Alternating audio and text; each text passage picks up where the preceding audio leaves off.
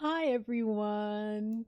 Hello, good morning. Good morning. For me it's 4 a.m. Sorry I'm so late. I had a sandwich and then I fell asleep.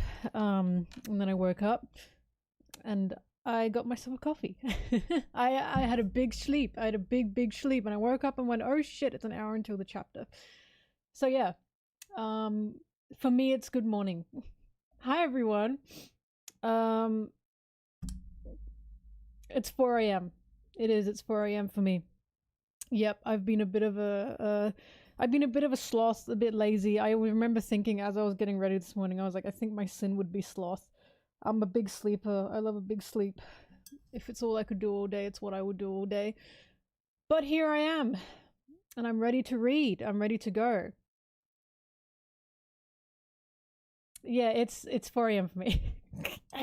It's I live in Australia. This is the life, guys. This is like I have to wait at this time to read the new chapter, and I do it. That's why when people go, "Oh, I just can't wait," blah blah blah. I can wait like this, and I can read like this. So can you, right? So can you. Thank you, Dragon. Oh god, Dragon has been my number one supporter. That's how I know I'm doing something good. That Monkey D Dragon is supportive of me and my career. That's how I know, right? The goat, right? The goat. I've had Garp in this stream, in the same YouTube stream. He didn't tip me shit. He didn't tip me anything. So Garp also hates women. I'm just saying. I'm just saying, right? And I knew it. I knew it. Dragon loves me, loves women. I knew it. I knew it from the start. I think we all know. Where is he? I haven't heard from him in a while. Dragon's in my YouTube stream. Alright.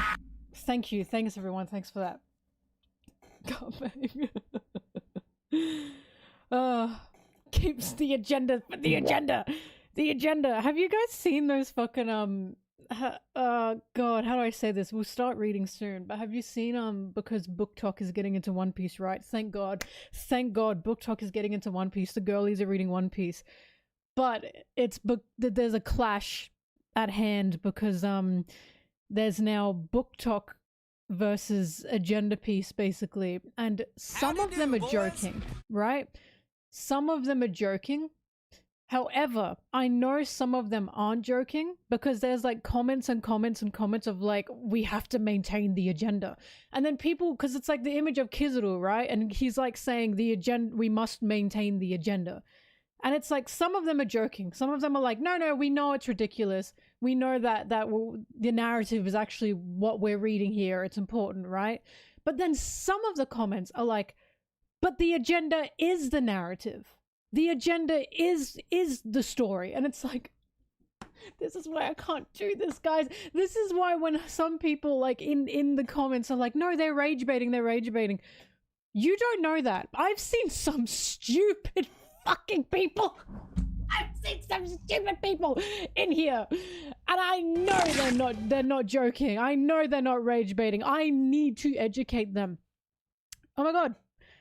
Otto Paladin, an American that used to live in Queensland here. I really sympathize with weird sleep schedules to read stuff when it releases. Oh my god, Queensland is also where I grew up. Not where I was born, but where I grew up. I need to specify that. But thank you very much for the donation. Thank you.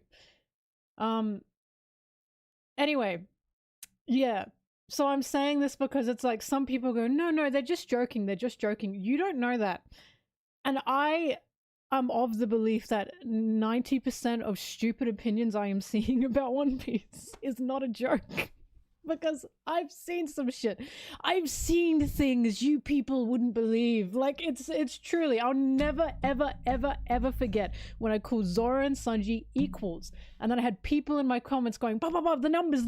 And I said, narratively, they are equals. And then I had people asking me, what does narrative equals mean? And I had to stare. I had to sit there. I had to sit there because it's like, are we in like 5th grade English class? Like, do I seriously have to explain like what a narrative is and how within the story the narrative is showing equals between characters, dynamics between characters that are of equalness. Like, what am I meant to do? What do I say? Do you know what I mean? Which is why it's like, I just don't know. Anyway, I thought I'd just address that. Right? I got a comment on twitter.com. It's always Twitter, guys. It's always Twitter. Half of them are bots, right? I got a comment on twitter.com that said, you have coined the term narrative equals for like arguing. And I'm like, what do you mean I've coined the term narrative equals? I'm telling you that this is the story. And that what I am seeing is the plot, and what you are seeing are numbers. Like, what am I supposed to do? Like, I don't know how to explain to people. This is not me trying to push an agenda. It's just not. This is me saying this is quite literally what the story is telling us, and you're saying it's not. Like, I just the term narrative equals. Yep, narrative equals. You're welcome, I suppose. Like, I'm not, guys. I don't know. Where do we go from here? Anyways, whatever. I'm stressed. You can tell I'm stressed. Anyway, thank God for the Book Talk girlies. I pray for them because they are about to enter my fight. They are about to enter my battlefield. I've been in the fucking trenches for like 4 years. Oh, okay. Anyway, oh my God, I keep itching and it keeps making it go back up. Sorry, I totally want to face it. I can see why some people come in here and go, what the fuck is she talking about? What an idiot. I can see why they do that. But you know what? That's fine. I'm okay with being stupid to some people, because I am stupid sometimes. Now let's... Oh, I was watching Family Guy. Let's begin. The real agenda is Yaoi Piece, right? Like, that would be an agenda. If I had an agenda of like, my agenda was Zoro and Sanji will canonically be together by the end of One Piece. That would be an agenda, right? And I can see how people would be like, I'm twisting the story to be like, no, this is what's going to happen. I don't actually think that, by the way. That would be an agenda. A yaoi agenda is an agenda. But I don't have a yaoi agenda. That's just my Barbie dolls that I play with on the side. And I can acknowledge that's fiction in my head, right? Not fiction on the page. Two different things. I have fun, basically, is what I'm saying. My agenda is Shanks and Buggy. Perhaps it is. But is it really an agenda if I'm right? Can we think about this just for a second? Is it an agenda if I guessed what Shanks is going through? Is it truly an agenda if I'm the one that got that right? I'll never forget that.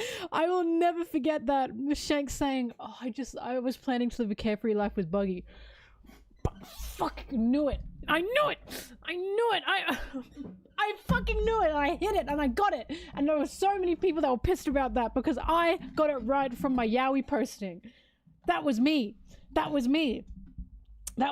you know, I saw comments about, like, there were like comments on like Japanese Twitter, and there was one tweet that was like this. Oh, thank you. There was one tweet that, again, this was in Japanese, but it was like it was multiple actually. They were saying they think Oda's favorite ship is Shanks and Buggy. And you know what? I believe that. They were like, wow, Oda's actually the biggest Shanks Buggy shipper. And I was like, wow. Like, I personally would believe that, because that's crazy. I look, to this day, I'll never forget the high that gave me. I'll never forget it, because I remember for so long I was saying, I think Shanks misses Buggy. And I think Shanks misses Buggy because he never wanted to part with Buggy. And he wanted Buggy to be his first mate, or to be with him. And how many people were like, no, he hates that bum. He doesn't care about that bum. I won. I feel like Light Yagami. I won. Truly. Not him though. He died at the end. Anyway. Sorry, Death Note spoilers. Okay, sorry, I've had such a big sleep that I'm currently bouncing off the walls right now. I had a sandwich, I had a sleep, coffee. Okay, let's begin. I'm spouting fucking nonsense. Chapter 1165. So the last chapter really choked me up. The last chapter was thank you for the sub, Sick King 01. Thank you very much. The last chapter really choked me up because the last chapter was Rox going crazy. He just wanted his clown has become your verbal tick. Sorry. Last chapter was Rox went crazy. Rox got Domi reversied. He hit away Kaido, Big Mum, Whitebeard. Oh god, I won't forget that shit. And Whitebeard saying, "Oh god, is this all we are?" That choked me up so bad. Oh, and also Rox saying to leave the giants alone. Rox saying to Imu, leave Harold and the giants alone, they just want peace. That left such a big impression on me. It left such a big impression on me, and I really don't understand why other people are not seeing Rox in my way right now. Right? Because I still argue that Rox is not a fucking villain. I still argue he is not evil. I'm still arguing that we have been made to believe that Rox is evil. Because when I say Rox is like a good guy, a lot of people are saying to me like he's not like a good guy. Like, I'm not saying he's a saint. Calm down. I'm not saying he's Kuma levels of like self-sacrificial, saving, people-loving person. Like, I'm not saying that's what he is, but I'm also saying he's not the monster that we have been made to believe, right? At all. If this is a man, don't most people agree with that take? I don't know if they do. I honestly don't know if they do, because I've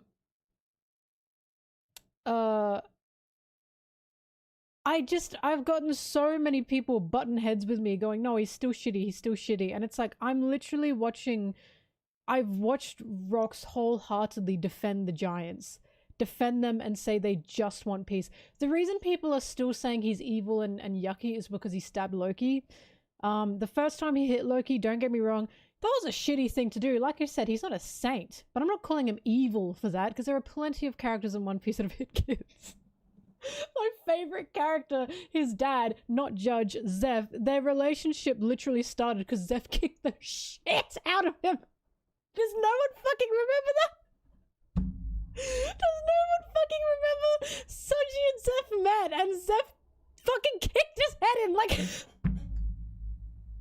does no one remember that shit? Which is why it's like, I'm not insane about the fact that Rox originally hit Loki when they first met, right?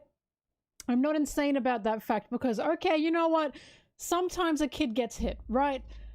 After the fact, Rox stabbed Loki, right? And we saw that flashback of Rox stabbing Loki, and we had Whitebeard say to Loki, I'll say to Rox, you didn't have to use a sword on a kid. That's what a lot of people are hung up on. I still stand by that. I'm pretty sure that happened for reasons that are yet to be determined. As in, it doesn't make sense to me for now, even more than anything, it doesn't make sense. It doesn't make sense, in my opinion, for Rox to have hurt Loki that drastically when this is the son of Harold. And now we know for a fact that Rox holds Harold in very high regards. He holds the giants in very high regards. He's defending them. He said to the power of the world, leave Harold and the giants alone. They just want peace. He has no fucking reason to say that to Imu, by the way, Imu Saturn, at all. Because Rox has made no moves to ever try to like force the giants on his side at all. He knows they want peace and he's trying to help them get peace, and he's frustrated at the fact that Harold is going around this other way that won't even benefit him, and Rox knows that it won't benefit him, right? That's why they're having these fights. Rox doesn't want to use the giants. He doesn't want to use the giants. He doesn't want to use Harold. Harold is his friend.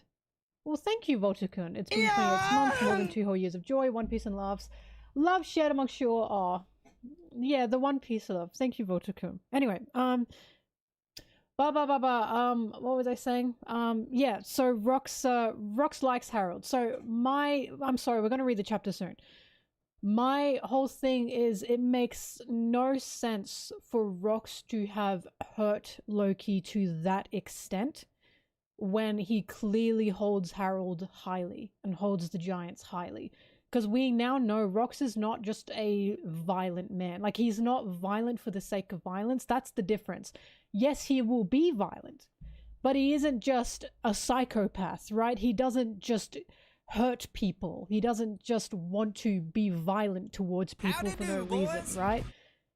Like, Rox tends to have a reason. I'm not saying that it's a good reason to be violent, but I am saying that he is like that.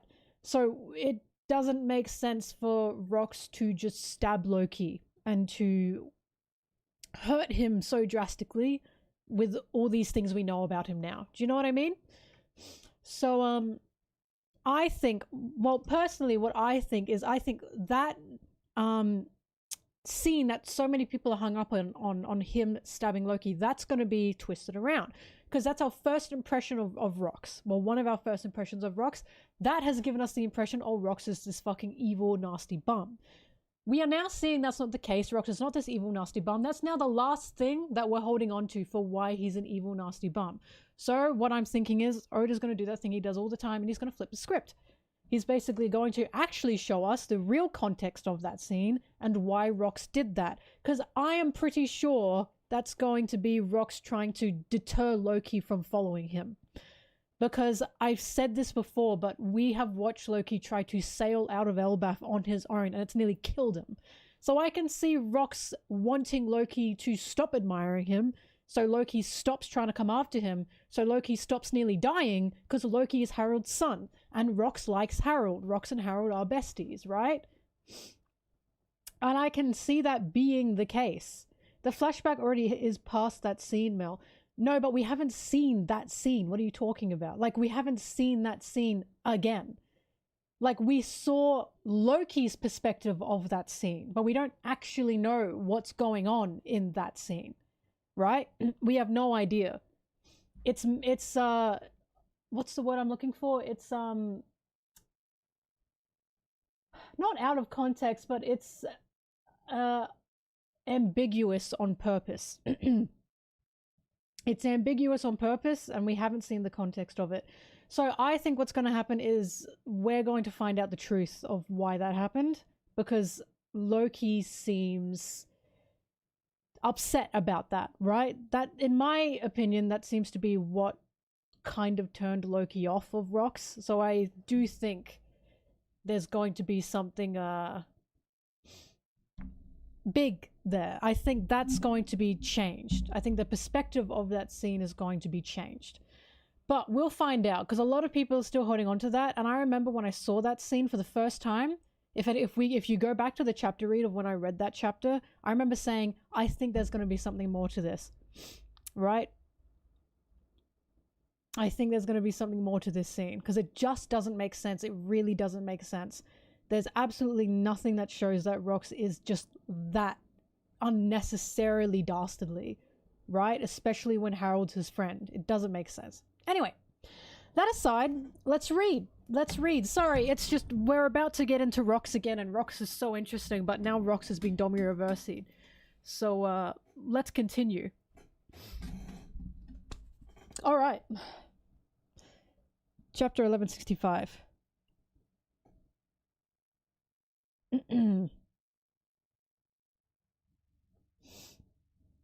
Reverberations. What an interesting title. Oh my god, it's Law! Oh, it's Law in his bowl!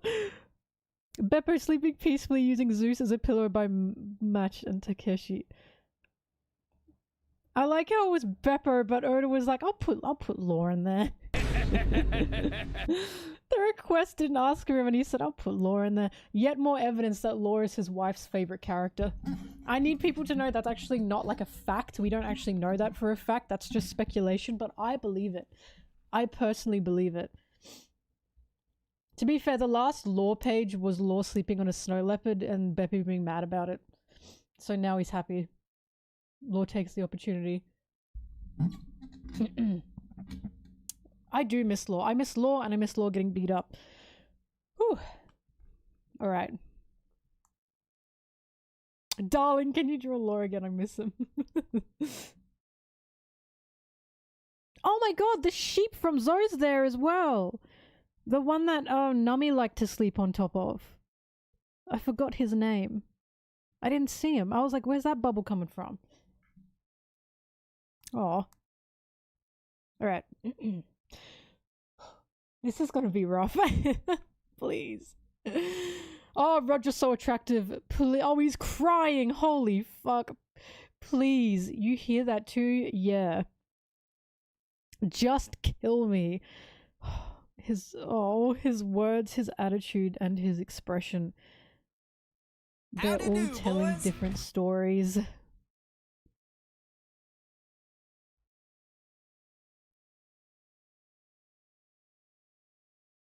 And already I'm upset.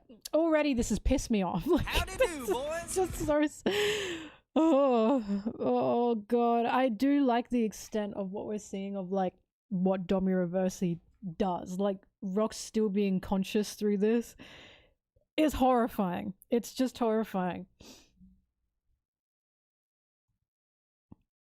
Sorry, they're fighting. They're fighting. They're punching, they're throwing hands, they're throwing fists and swords. Whew.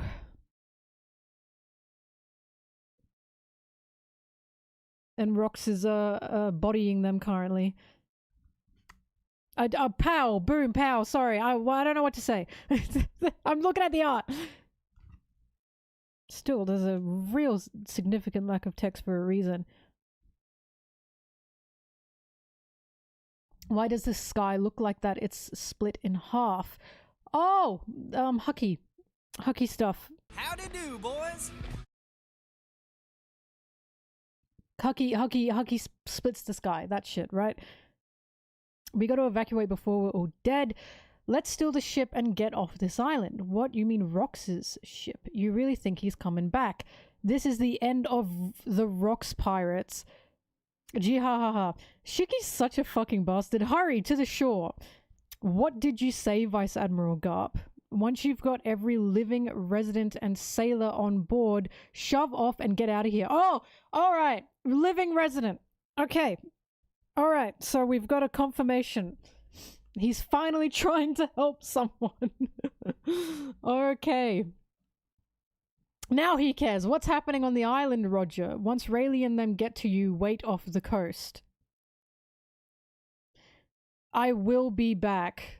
Oh, Roger's so attractive. And they're throwing off their coats. Man, Roger, I came here intending to arrest you both, but yeah, and my plan was to steal Shaki and the treasure and hightail it out of here. Instead, shall we team up for a minute? I have a number of issues with this, but I can't afford to let him run free. This is very similar to Luffy and Smoker. Very similar. Very, very similar to Luffy and Smoker.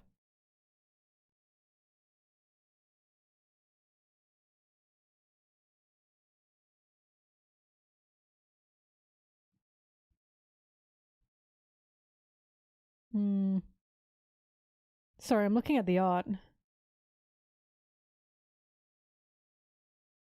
Okay. Hey, Rox. Oh, sorry, he's saying, hey, Rox. Okay, he's yelling for him.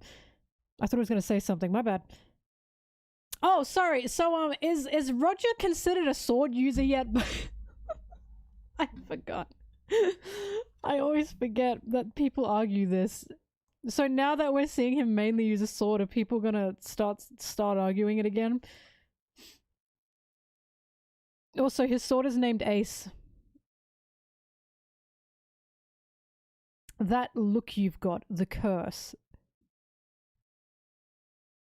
Is there any way to break it? Also, they know.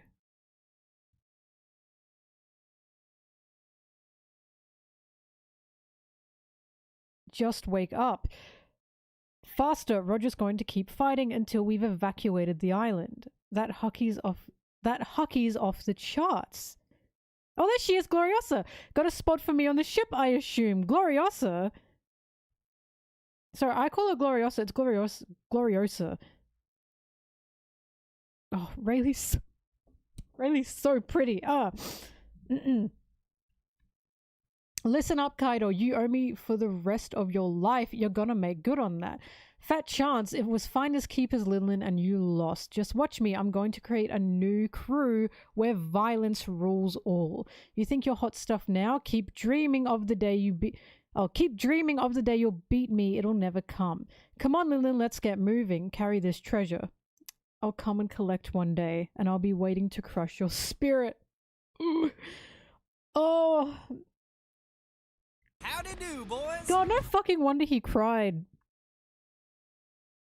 Cause remember how Kaido functions. Kaido functions with fighting is everything, battle is everything, right?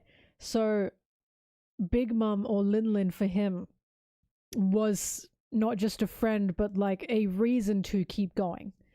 Cause like the reason Kaido gets drunk and is depressed and is the way he is because he is basically like losing his will to really live because he just thinks he's got none. Because he thinks he can, he's one of the strongest, he can beat anyone. He's like, he's got nothing to battle for, right? He's got nothing to fight for because he can beat anyone. So Big Mom was out there being one of the reasons he could still, I suppose, really live. Because that's exciting for him. Look, they're smiling at each other. I'll be waiting to crush your spirit. And even when we see them again in Wano, they're equal with each other. No matter what the fuck anyone says, I don't give a shit about your numbers. They fought each other when they got to Wano and they were in a draw and then they teamed up, remember? Like the whole thing is Big Mom and Kaido were quite equal with each other. They were rivals, right? And Kaido really loved that. He loved her. Because that's how Kaido exists. That's how Kaido thinks.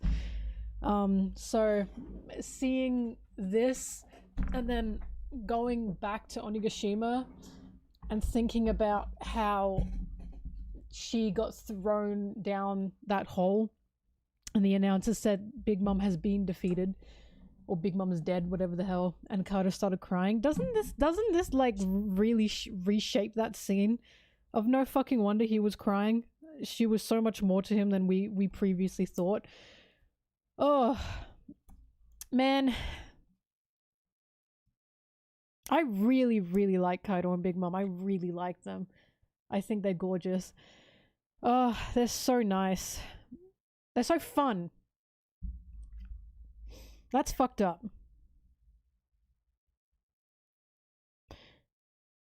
You're the one who knocked down that mountain, aren't you, Newgate?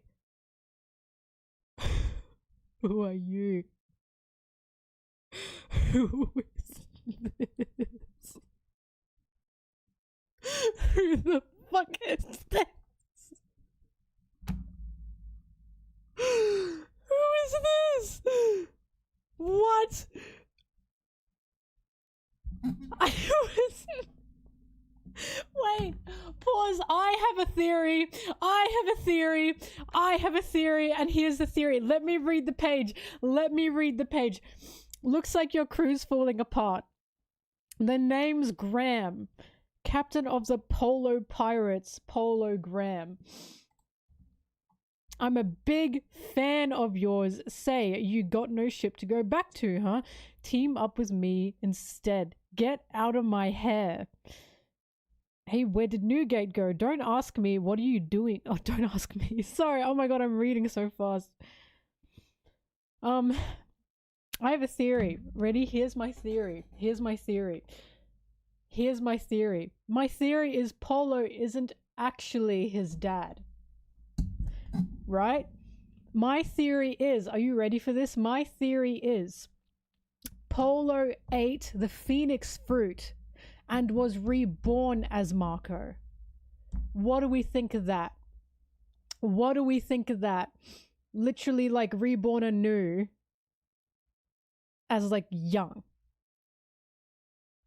Right? Because he looks exactly like him. Like exactly like him. Quite popular, is it? Well, there you go. A lot of people said that. Well, I had the idea all on my own. All by myself. That's what Phoenix do, right? That's what Phoenix do. I have that as a theory. Check that one panel with the dude in a boiler hat and sunglasses. He has the Hodo Hodo ghost. That's Gil Buster, by the way. One of Odious, one of Oda's previous characters from Wanted. Sorry, who am I looking at? Can't believe Oda waited over 20 years to pull the trigger on a Marco Polo joke. Wow, he really did. I love how he truly lets everything sit for such a long time, even for stories and for gags. Sorry, the guy with the what? The cross glasses. From Wanted? What's that again?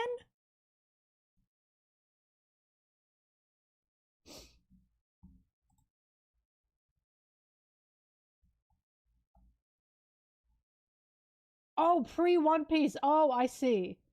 That's right. I forgot. I forgot about that. Thank you, everyone. Thank you. Anyway, yeah, sorry. That threw me for a loop. I honestly never considered where Whitebeard got Marco from. Right? For all I know, Whitebeard found Marco... For all I knew, Whitebeard found Marco as a homunculus. And just picked him up because he picks kids up, right? Never in my wildest dreams had I thought about where Marco came from. I just don't think it matters. So nice to see.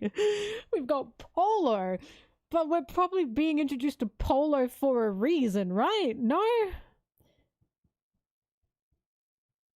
Alright, well, whatever. Was Marco in the egg? Alright. What are you doing, Dragon? Calm down. No, what are you people doing? Did you know what we were aiding here? My gosh! Oh! Oh my god! Oh, I feel so good. Yes! Oh, thank you, Dragon. Thank you. Oh my god, I fuck with him heavy. Oh! Oh, I love Dragon. I love Dragon. Oh, I love him. I love him. I love him. I love him. Dragon, put them on our ship right now. We have to rescue them. And if anyone argues against it, I'll execute him on the spot. Oh, oh, oh my god. Fuck Garb. Who gives a fuck about Garb? Who gives a fuck about Garb? I don't give a shit what Garb is doing. I don't give a shit what Garb is doing right now. Who gives a shit about him? Right? We have Dragon over here actually doing shit. Actually saving people.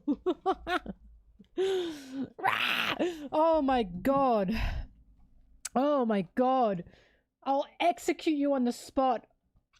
That's Luffy's dad. That's his fucking dad. I know that's right. Oh my god. Oh, yes. See, Dragon's so hot. Like, he's so attractive to me. Because, yeah. This is a man with, like, morals and with a will and mindset that I can gun for. Yeah. This is what it's about. Ooh. I'm not saying Dragon's hot now. I'm saying he is currently hot. Like, as Dilf level Dragon is attractive. He's very attractive. Very attractive. Like, he's a Dilf right... Like, he is the Dilf right now. Well, next to Kuma. But the revs are just hot. The revs fucking rock. Ugh. Okay. Sorry, I got excited. This isn't going to end here, Dragon. This isn't going to end here, Dragon. It better not. Oh, I see. So they're talking about, like, what's going on. They're saying, this isn't going to end, Dragon. And yeah! And it better not! And you know why? Because he's the reason why it's not gonna end. Because he's fighting for it now! He's fighting for their freedom! Ooh ah! Oh, Rayleigh and Gaban! Rayleigh, Gaban, where are you going? Don't you dare follow us. Take the ship out into open water and wait. Roger's wings. Roger's wangs. Oh, God. Why are Roger's crew so attractive? They're so attractive. That is so funny. Rayleigh got Shaki to the ship, put her down, run back out. He's working. Rayleigh's working his pussy off on God Valley. God damn. He's got shit to do. Whoa. The full egg on Roger's ship. You gotta get the other one. Fuck, I gotta get the other one. He just got Shaki. Now he's gotta go back and get out the man. His man. I got my woman. It's time to get my man. Oh my God, he's got so much to do. The stress. Oh God. That's so true. That island will never have existed. Understood? Yep.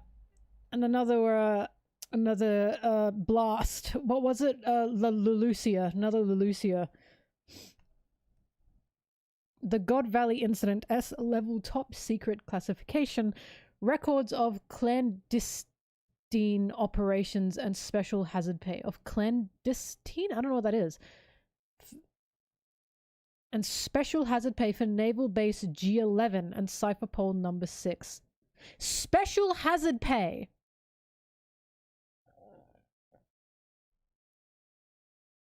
Does that mean they got paid to shut up about this? Clandestine. Clandestine? Hush money? Are you saying Garp got a fat fucking check for this? Is that what you're telling me? Are you telling me he got a big fat wad of fucking cash for this? Registry of participants in the human hunt expunged. Site of event God Valley. Island location, area, population details erased. Number of fatalities unknown. Jesus. Garp, did you know about that enormous black monster the government has, and they call themselves the good guys? Can't believe it either.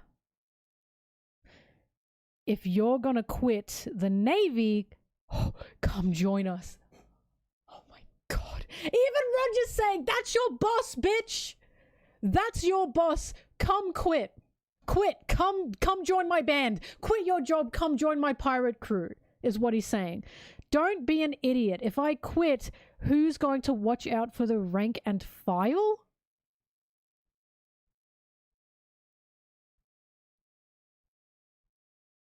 For the what? The rank and file?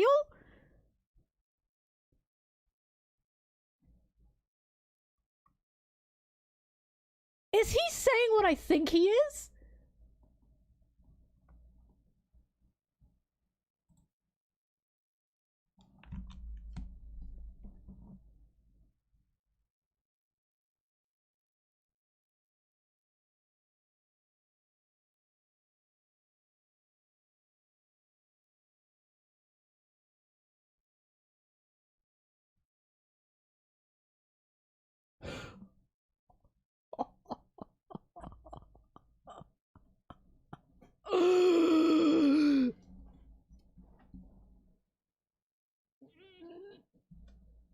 Okay, I'm gonna keep reading. I'm going to keep reading. We will talk about this. But I'm gonna keep reading. So he's having this conversation with Roger, not with Dragon. Wow! It all comes down to mass, doesn't it, Garp? Mass, what do you mean? First of all, the color of armament is a power that doesn't yield to the devil fruits. And on top of that, I was wreathed in color of the Supreme King. There's no way it couldn't have hurt him. Yeah, but he was guarding with Supreme King too, so they cancel out. Exactly my point. There's no damage unless we surpass that. If it's all down to who wears out first, we'll lose. There's no way to keep up with a monster like that thing. So you want to hit him with a critical mass of Supreme King Haki. This is the most exposition for an attack I have ever seen in One Piece. Like, this is the most I've ever seen. This is not something Oda usually does. And the fact he's doing this is he's trying to explain to us how Imu works, right? So he's basically saying Imu is very, very tough. What has Sword done to help people? Yeah, good fucking question. Good question. Him with critical mass of Supreme King Haki. Exactly. Don't even think about whatever stamina you'd need after that. In that case, you're saying we don't come back from this alive. If we can pull this off, all three of us will be down for the count. But if we miss, we're done for. Listen up, Rox. I don't know what I can say to console you. I don't know what happened to you either. But there's one thing I do recognize. I recognize your sorrow.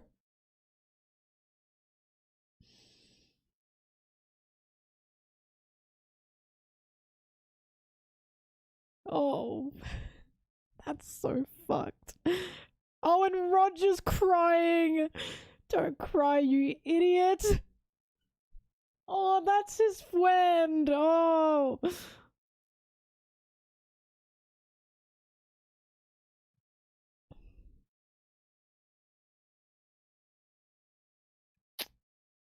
Yeah, Garp's the one saying it, but Roger's like crying. He's wiping away his tears. I know Garp said, guys, I didn't say Roger said that. I'm saying Garp is crying. Like, calm down. Jeez. I recognize your sorrow. Don't cry, you idiot. God of Fire. Oh, fuck! Yeah, Ace! Yeah, I saw God of Fire in Infinitum. Infinitum? And Garp's attack is like Luffy's Gatling gun as well. Hunter x Hunter levels of fight exposition, someone said. God of Fire Ace. Oh, I see.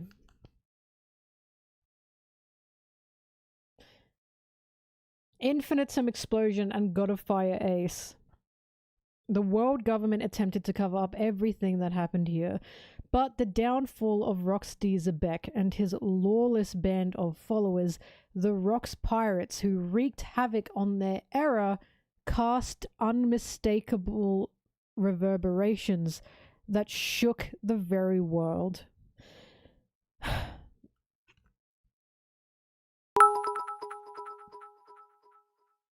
That's such a funny transition, LMAO. Garp, you fucking idiot. It's about the common people. But let me explain why we do Big Punch hard. Yep, thank you.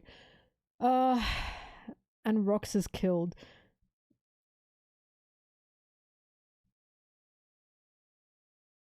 Garp crying as he takes out Rox is horrific.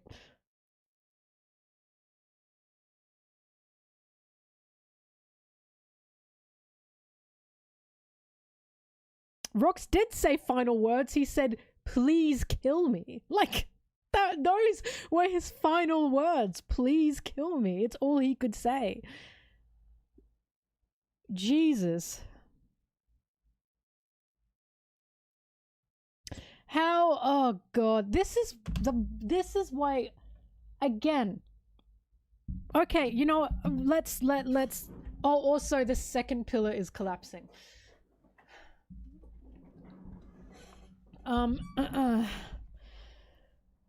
Okay. So let's talk about Garp.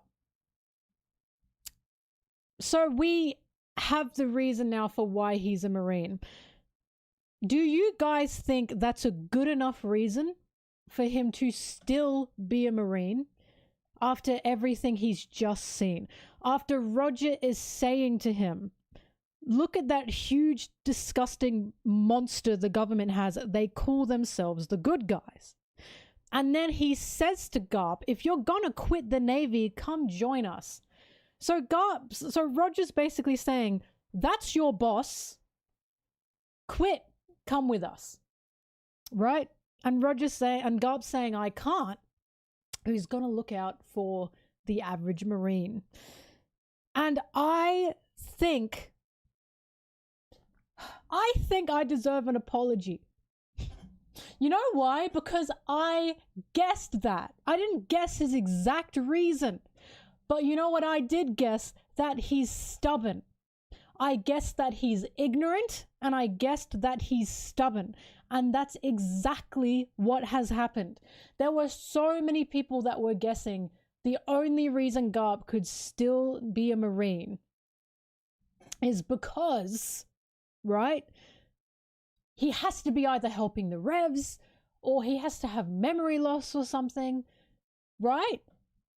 And I remember saying to those people, what you're saying removes Garp from the Marines. That's what you're saying. And I was saying that all these reasons people are coming up with that will make Garp stay in the Marines is not Garp being a Marine.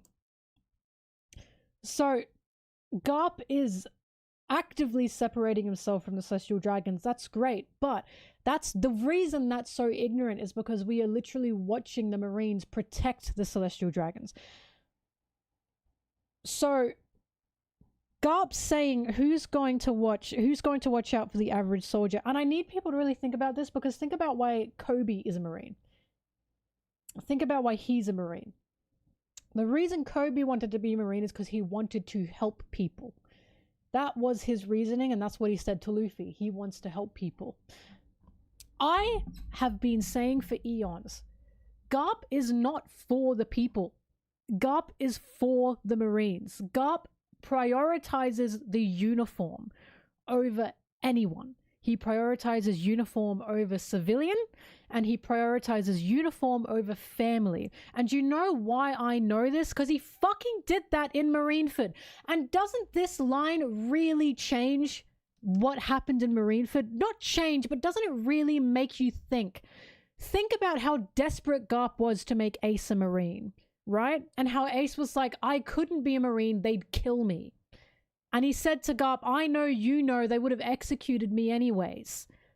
And Ace is right. We have no reason to think Ace is wrong, because remember, they tried to kill Ace before he was even fucking born, right?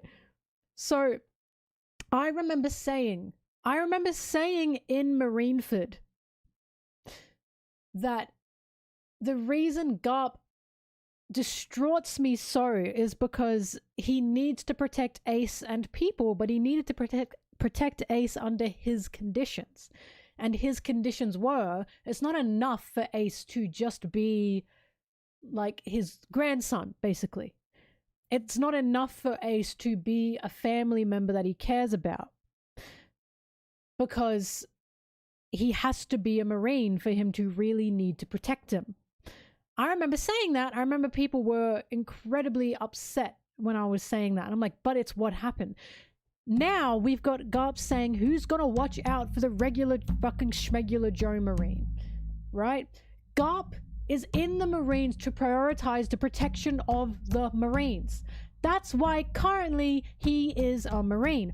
I don't know why Garp would lie to Roger at this point.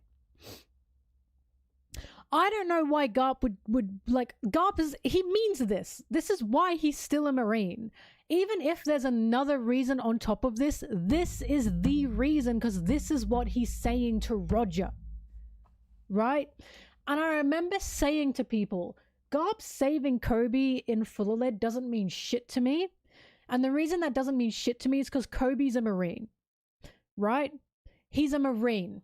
And I remember people going, bah, because I was really pissed off when people were saying Garp saving Kobe is him making up for the fact that he couldn't save Ace. And I said, no, the fuck it isn't. Garp saving Kobe is him prioritizing the Marines over his own family. And that's exactly it. That's exactly the case. The reason Garp saved Kobe is because Kobe is in that military uniform. Is because he thinks Kobe, like him, can help the Marines. Right? And the reason I feel so vindicated is because I've been saying this for fucking eons. I've been saying this for eons. I've been saying that GARP will not prioritize you unless you are wearing a Marine uniform. And you know what's even funnier? In the last chapter, the reason GARP jumped forward and hit Saturn Imu is because he watched Saturn Imu kill a bunch of Marines. Right? I said that, and a lot of people didn't notice that. I noticed that. I fucking noticed that. He wasn't touching Saturn Imu. Then Saturn Imu suddenly attacked a bunch of Marines, and then he went, all right, it's fucking game time. So the slaves that are being killed clearly doesn't mean much to him, right? They're a second thought to him. A Marine's second thought should not be the common person. A Marine's first thought should be the common person, because the Marines should be there to protect people, right? The Marine should be there to want to save the regular schmegular Joes. They shouldn't be there to protect their own. And that's why I'm saying this is the difference between the Revs and the Marines. The Revs understand there will be sacrifice, but the Revs are going to put the regular person first. Right? The Revs are going to put the civilian first before they put themselves first. The Revs are understanding of this is the sacrifice that we are going to make. You know? This is the sacrifice we're going to make. We are going to lose some of our own, but we are going to put civilians first. The Marines, the only one that kind of thinks like that is maybe Akainu, but he does not think like that in a good fucking way. Akainu is an incredibly drastic person. Akainu is like, no, you have to stick by the Marines or I'm killing you, right? Garp is not like that. However, it is insane to me. It is insane to me that Garp is saying, I need to protect the regular Marines when the Marines are a choice. The Marines, being a Marine is a choice. It's a choice. So Garp is saying, oh, I got to protect the regular schmegular Joes. You can protect them by telling them to quit. Like, that's what gets me the most. You can protect them by telling them to quit their job. Because otherwise, what's going to happen? They're going to be working under an admiral that kind of wants to kill them, right? They're going to be working under celestial dragons. They're going to be working under holy knights. But he stays silent, and that's my issue with Garp. Not only is he ignorant, he is also refusing to tell the Marines what's actually going on. He doesn't actually tell them who they're serving. He doesn't actually tell them what's happening, right? And that's the problem with him. And that's why when like Dragon quits and when Kuzan quits, that's such a big deal, because those are people that Garp is very close with. Those are people that Garp has trained, and they have seen the issues. And you have to wonder, if Garp had originally told them the issues, would they have been Marines in the first place? Garp is an example of how the institution of the WG Marines will grind you down to where you become nothing more than a dog that does their bidding and a hollow symbol for other Marines to follow. Almost all pirates are also evil assholes. That's propaganda. Do you know how many times I hear that line? Do you know how many times I hear, oh no, there are really bad pirates out there. There are really bad pirates out here. I'll say it once and I'll say it again. Pirates are not ordered to kill and take out whole islands. Yes, we've seen some pirates do that. The worst of the worst, right? We've seen that. However, a lot of the pirates that are the worst of the worst are either not touched by the Marines, because I'm going to tell you this now. Who was saving Wano? Who saved Wano? That was pirate inflicted. And who saved it? If the Marines had a job, if they had a job, which allegedly, according to a lot of you people, is they save people. If they had that as their fucking job, why didn't they save Wano? Why did they leave Wano to fucking rot? And then why, when Kaido was finally defeated, did they then send in a Marine, and that Marine said the people of Wano have no human rights? So the Marines will only protect people so long as the world government gives them the jurisdiction to. So the Marines are not protecting people. They are protecting an agenda. They are protecting what the world government is telling them to protect. I am sick and fucking tired of this. Oh, there are more evil pirates than Marines. You know why I don't fucking believe that? Because I have watched a few genocides in One Piece, and a lot of them are carried out by Marines. A lot of them are busticles called out by the world government, enacted by the Marines. Marines are the ones that act out busticles. I watched the Marines go to Egghead in an attempt to kill a little girl. That wasn't pirates. That was the Marines. I have seen the Marines kill more children. I have seen the Marines track down pregnant women and try to fucking kill them. And you are telling me there are more evil pirates than Marines. I'm sick of this propaganda that you guys have To help put this more into context for people, Luffy will love you no matter what uniform you're wearing. That's what makes him different from both his dad and Garp. Innocent people that are Luffy sees who you are, not your creed or devotion. So the Marines have to hunt them down. Sorry, the text is saying stuff to me right now.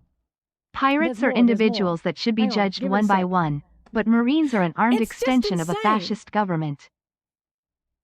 I'm not saying the Marines are good, but I am also saying pirates all being bad is a lie.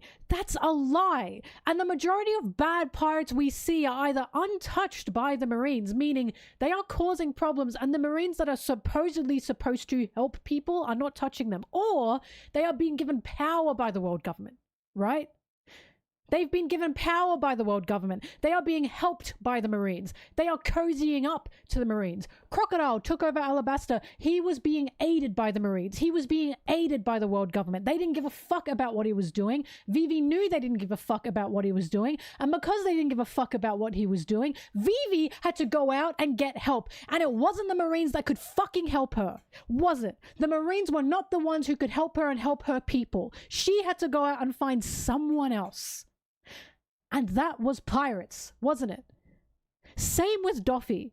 Doffy is being cozied up with the Marines, cozied up with the world government. Doffy is there due to the world government. The Marines side with Doffy. The majority of pirates that we see have power in One Piece's world are either purposefully left untouched by the Marines, purposefully untouched by the Marines, because Kaido's also creating weapons. He was making weapons. The Marines will not touch pirates that benefit them. They don't care about the civilian casualties. They don't care about the people that will die because they are benefiting them. We saw that with Arlong and Nezumi all the way back in the East Blue. We saw that the Marines will bargain with pirates, especially when the pirates benefit them. Oh, I'm missing the point. So here we go. This is what I mean. She's missing the point. Making Wano the example because she knows that the Marines can't touch them. Okay, but what about the Marines that tried to save Nami's village?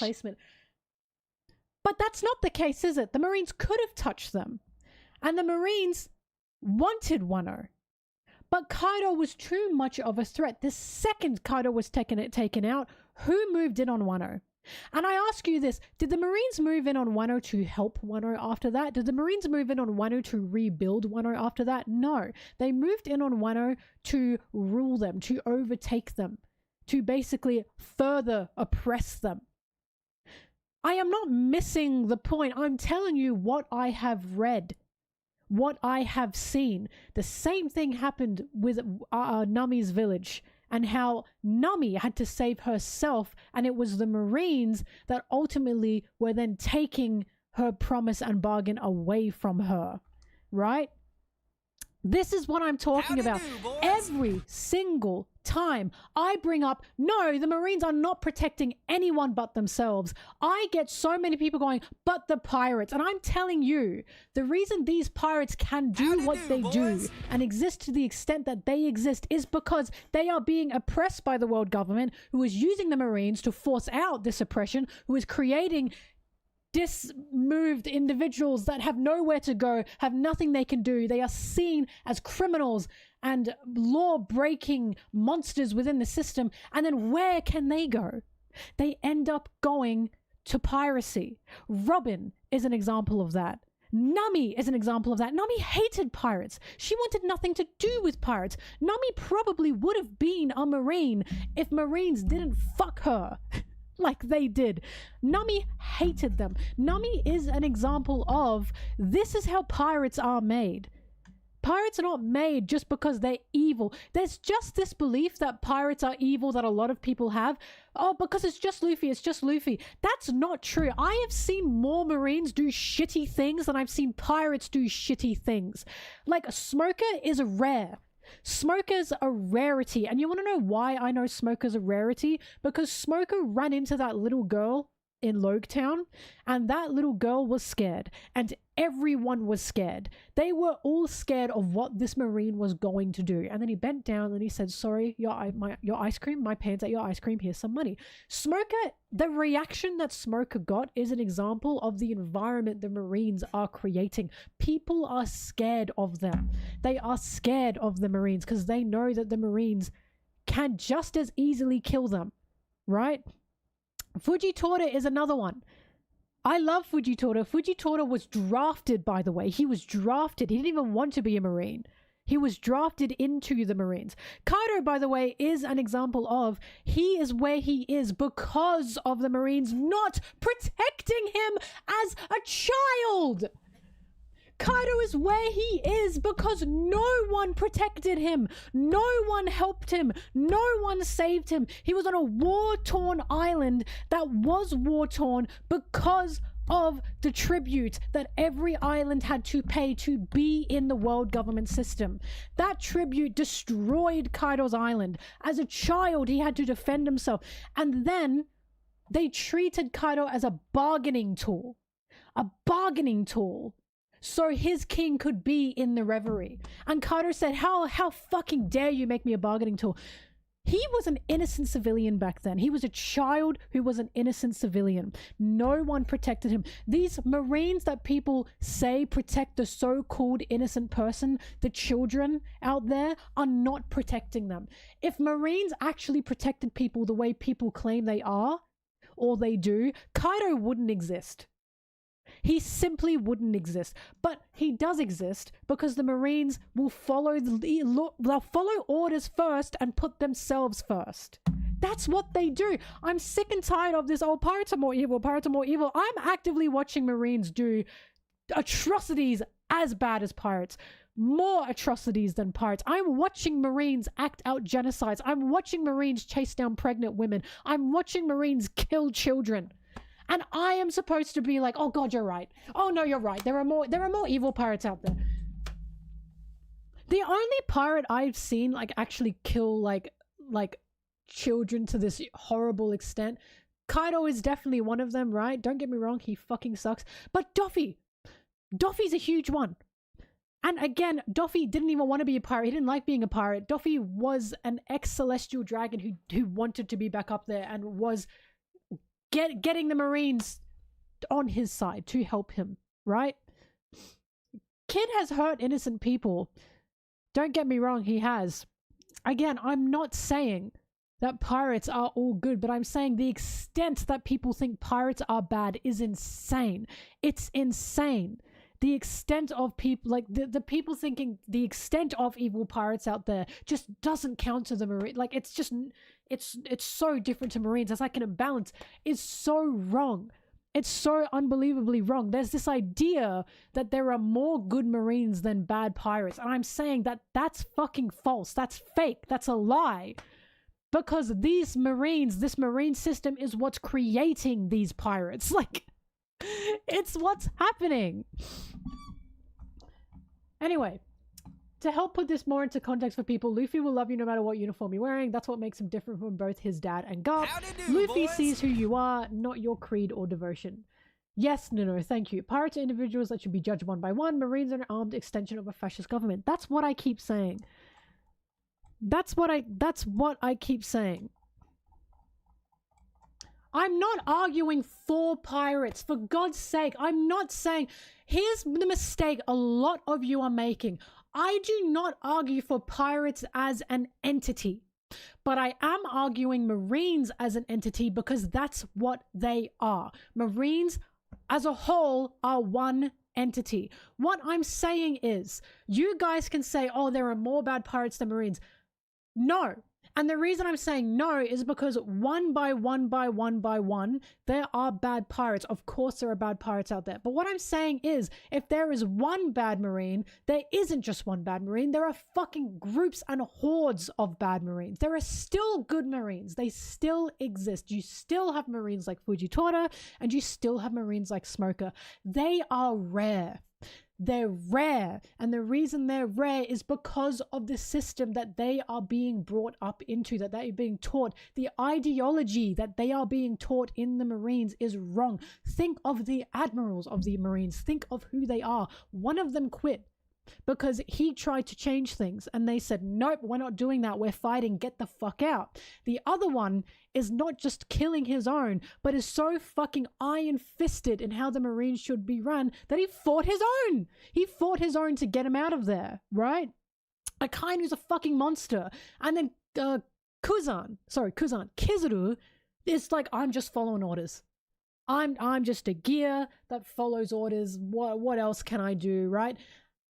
And then that led him to having to kill his own best friends, his own friends, having to go after a little girl to try and kill her. That's my issue here. That whenever I talk about the atrocities of the Marines and I get people going, but pirates, I'm saying, yes, there are individual bad pirates out there. They exist. But One Piece has taught us, pirates are pirates.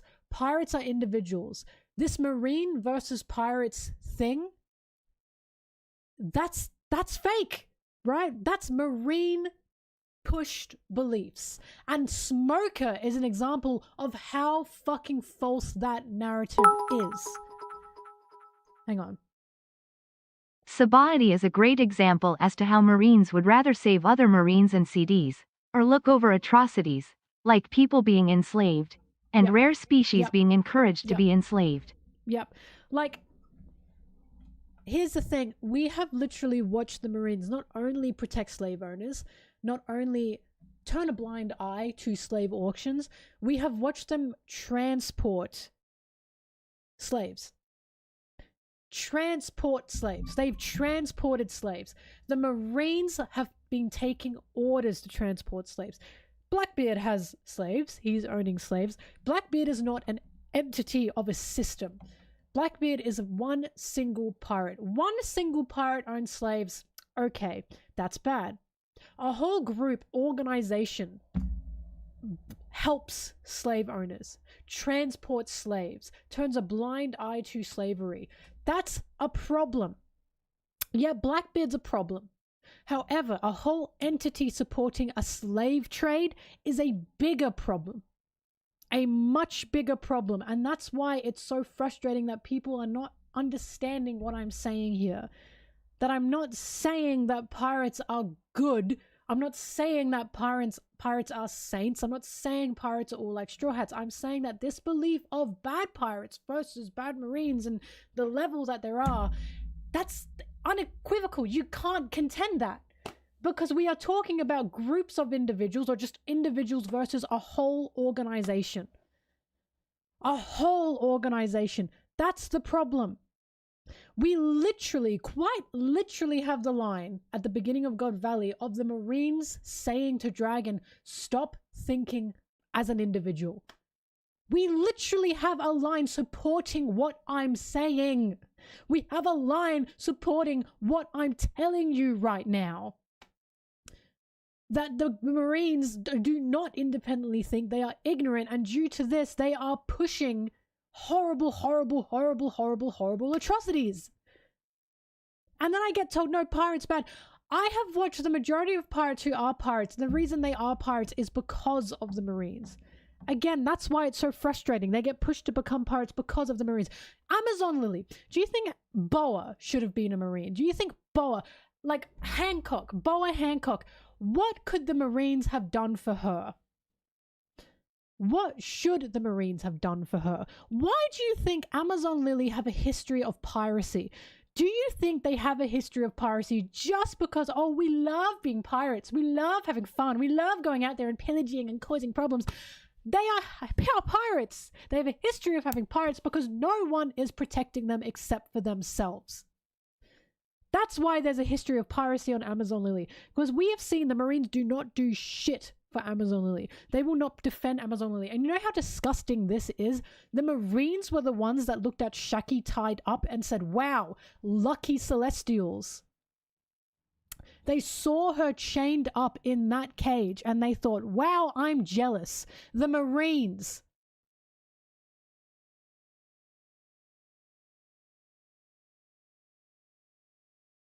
Right? And again, I'm not saying the Marines, like, I'm not saying all the Marines are evil. I'm not saying the Marines like I'm not saying individual Marines are as bad as like Kaido or whatever the fuck. What I am saying is a character like Garp. I'm not saying Garp is evil. I'm not saying he's evil. I'm not saying he's a monster. He's not. I'm not saying Oda is trying to make him a bad guy. I don't believe Garp's a bad guy. I just think he's ignorant. And that's the issue. And I do believe he's supposed to be. I don't think we are supposed to look at Garp and think he's evil. But I also don't think we're supposed to look at Garp and think he's good either. I think we are supposed to question him. Because the fact that we saw all this and Roger said to him, if you want to quit, you can come with me. Like, even Roger is like, dude, are you up and leaving? Like, Rox was like, Garp should be a pirate. And the reason Rox is saying that is because, of course, he sees the ambition Garp has. He sees the will Garp has. But Garp is channeling that into protecting the Marines instead. Protect them from what? From who? Protect them from their bosses? Again, it's a choice to be a Marine. It's a choice to serve these people. It's a choice to put on that uniform. And the ironic part is the best way Garp can protect these people is by telling them the truth of what's going on. By telling them what actually happens in the Marines. By telling them who they're actually serving. And he isn't. And that's why I'm saying all of this. Because it's like, he's had two people that he's very close to under the Marines, right? Dragon and Kuzan, and they both left. They both left. Because they both woke up to what's going on. Garp is not purposefully, but Garp is continuing this ignorant idea that exists within the Marines, this non-individual like thinking, so he can try to bring good people into the Marines. And that has backfired on him. So many times it's backfired on him. Right? These chapters are about Garp because Garp is here. I don't think, like, this is a big thing. This is why Garp is still in the Marines. Garp seems to be acknowledging, yeah, my boss is fucked. We knew that he thought his bosses were fucked. It was always a question of why is he still in the Marines? Now we have the answer. Or maybe one answer. I don't know. And this is it. Another great example is Law's backstory. I was going to say. His town got burned to the ground by Marines. His child identity was a stigma caused by the government. And his existence was touted insignificant due to the oppressive system the Marines and the government posed to the world. I was going to say, Corazon had to save Law, and the way, well, Corazon saved Law, and the way for Corazon to save Law was to lie. Not only was he lying, he was going to give up his Marine badge. Corazon's plan, once Law was healthy, was to just sail with Law. He wasn't going to be a Marine anymore, right? Bellamere, to raise Nami and Nojiko, she had to quit the Marines. Wow, thank you so much. I appreciate the tip. He had to quit the Marines, right? We keep seeing that every time the Marines want to actually do good, they have to turn against or quit their own. Fujitora is an example of that, right? Fujitora saw what was happening in the Holy Lands, and he said, this is fucked. This is fucked. I can't side with this. We are Sul, right? Sul as well. We are watching Dragon do this as well. We are watching Dragon asking them, did you know? Did you know this is what we were doing? Did you know this is what we were supporting? And then he has to blackmail them into helping the slaves onto their ship because they're not going to do it otherwise, because can't think like individuals. Not allowed to do that. Right? And it drives me nuts, because what we are seeing in God Valley is such a good example of what I've been saying is the problem with the Marines, that they are ignorant. They are ignorant to who they're obeying. They are ignorant to what they're doing, and they will close their eyes and their ears before they acknowledge the war crimes that they are committing. Right? No, we're not going to move on from this conversation. This is my stream. This is my stream, and I know that this conversation pisses people off because they want to like the Marines.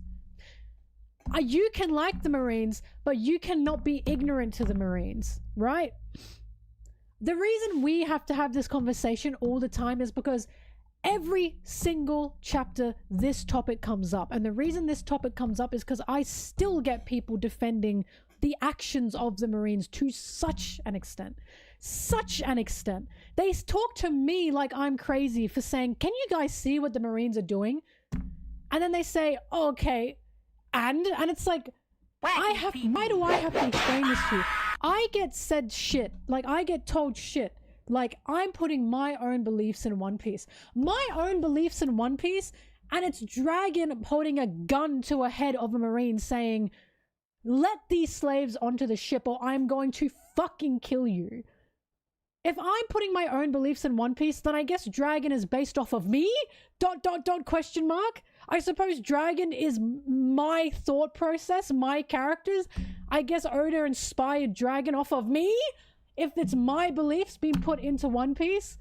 Because all of my beliefs have apparently been centered into Dragon? For some reason? Right? Like, what are you talking about? Like, like Dragon is here to literally, he's backing up my point here of how ridiculous this is, of how insane this is. And I've still got people that are talking up to me like I'm crazy, like I'm biased for how I'm seeing the Marines, while Dragon is clearly the same as me, and he's seeing the Marines in this light. Right? So how can I be biased if there's literally a character in this series that started an army, a revolutionary army, because the Marines were not saving anyone? Again, the Revs would not exist if the Marines were doing what people are claiming they were doing. The Marines are not the ones saving innocent people. That's the Revs. That's the Revolutionary Army. If the Marines were truly putting civilians first, the Revolutionary Army would not exist. And I cannot believe that that is a point that people contend, because that's a hard fucking fact now. At this point in time, that's a hard fact. So now every single time I have people say to me, oh, but the Marines to protect people, I'll say, no, that's the Revs. The Revs are the ones that protect people. The Marines are the ones that put themselves first, right? Didn't Kobe save a lot of slaves on Blackbeard's Island? Because he was captured. Garp has just donated. Thank you, Garp. But when Kobe saved those slaves on Blackbeard's Island, did he specifically go to that island to save them? Or did he just happen to be there, right? When Sword went to Blackbeard's Island, did they go there to save the slaves or to save Kobe? Right? This is what I'm bringing up. This is like the questions I'm asking. Kuma is the one that was saving the innocents on that island. Dragon and Kuma were the two saving the innocents on God Valley to such an extent. We are seeing why the Revs exist at this point, from this point, because there's literally currently no one in One Piece's world at this point in time, in God Valley time, to help the little guy. No one. No one. Were the Straw Hats going there to slave auction house to save the slaves or to save Kami? Well, see, that's so interesting, because the Straw Hats are pirates. And pirates have absolutely no obligation to save someone. None. None.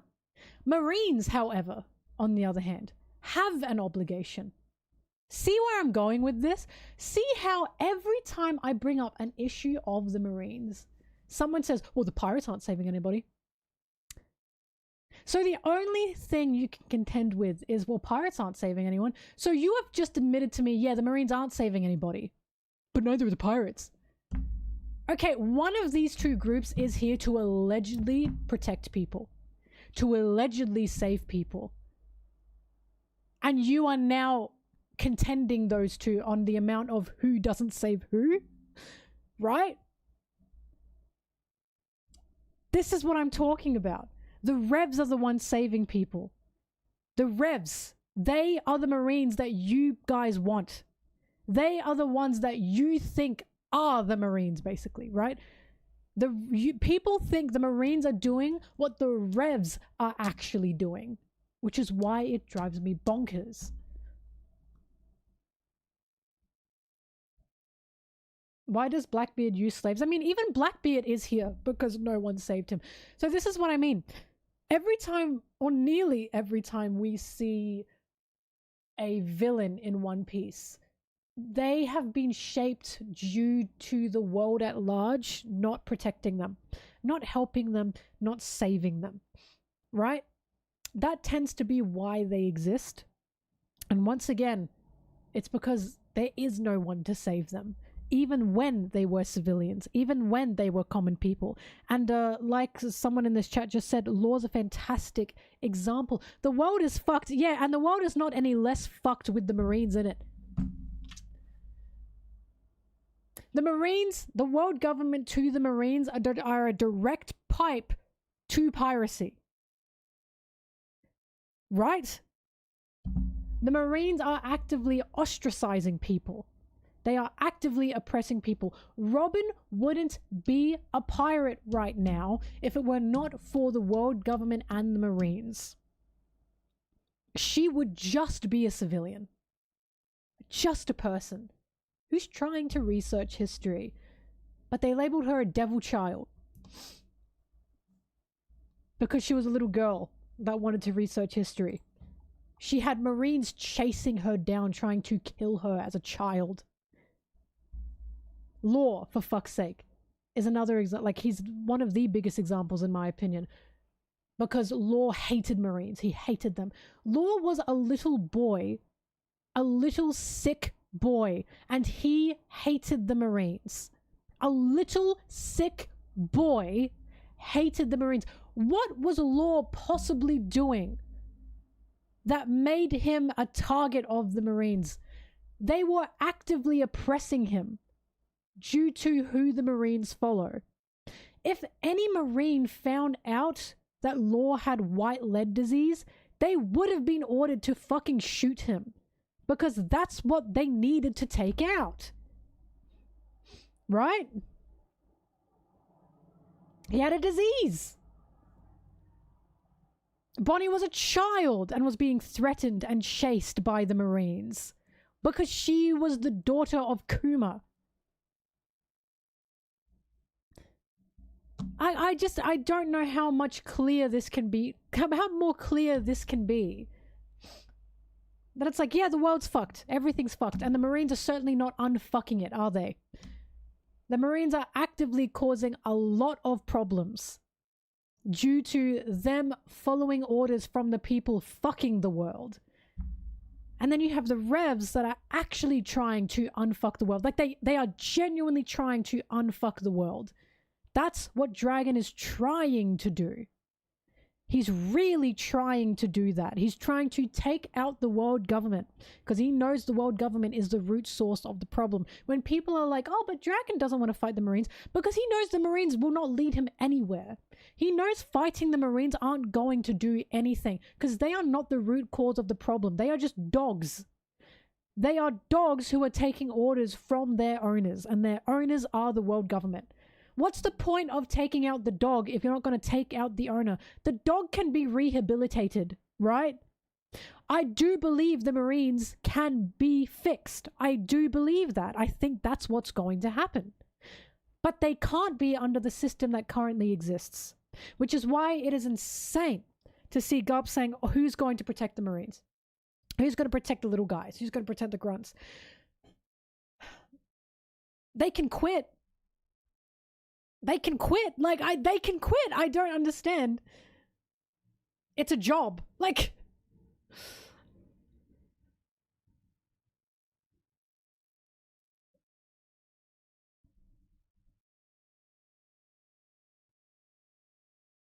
right? Who's going to protect the Marines? They can just not be Marines anymore. Can they quit? Yeah, they can, because Saul did. Bellamere did. Rosanante was going to. Corazon was going to.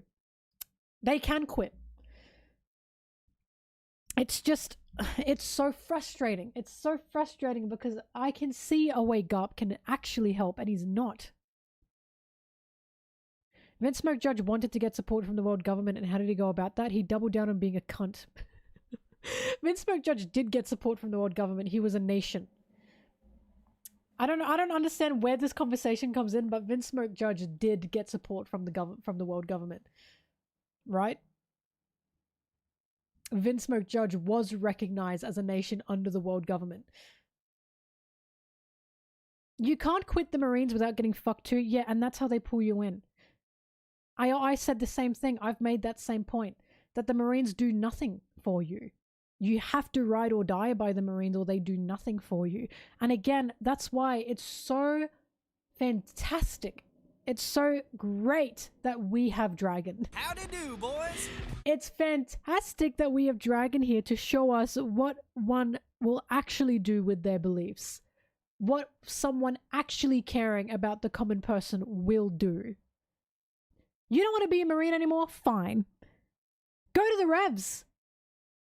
Oh, but it's almost like you don't want to contend with the world government because of what about me? Like, right? Like, I don't see that same kind of sacrifice from the Marines as I do from the Revs. I just don't. I see a lot of spineless people in the Marines. And the Marines that are trying to save people do it on the down low. I also don't think we need to put the well-being of the Marines with the well-being of the citizens. Howdy do, boys.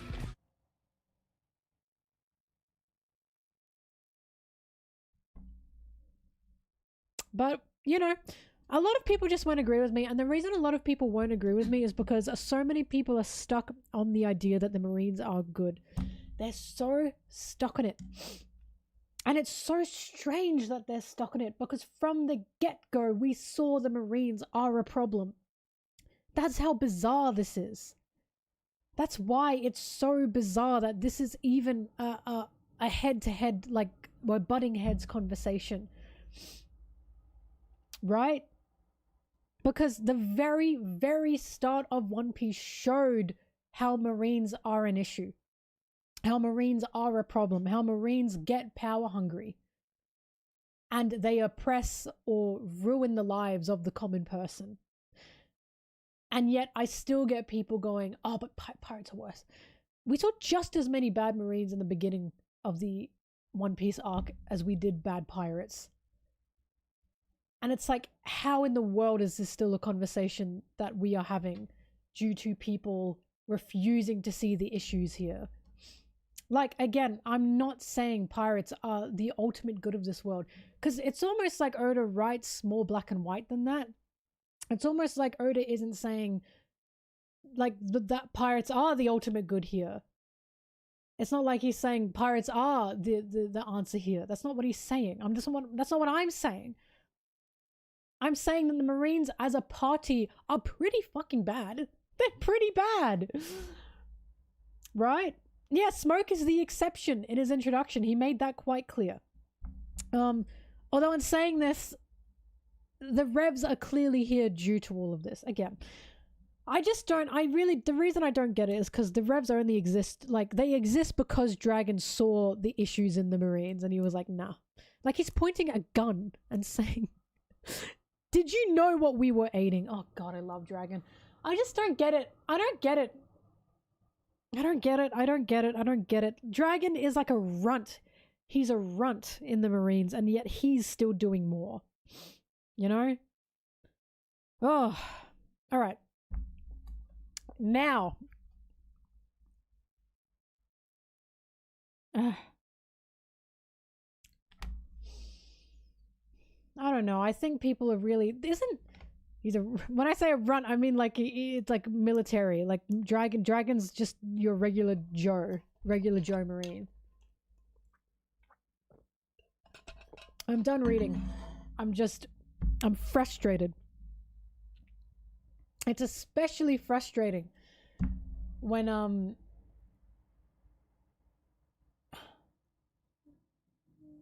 a grunt. Sorry, dragon, a grunt. It's just especially frustrating when I say these things because of how I've seen the story. And then I get people saying I'm being biased. And it's like, I understand I've got a bias.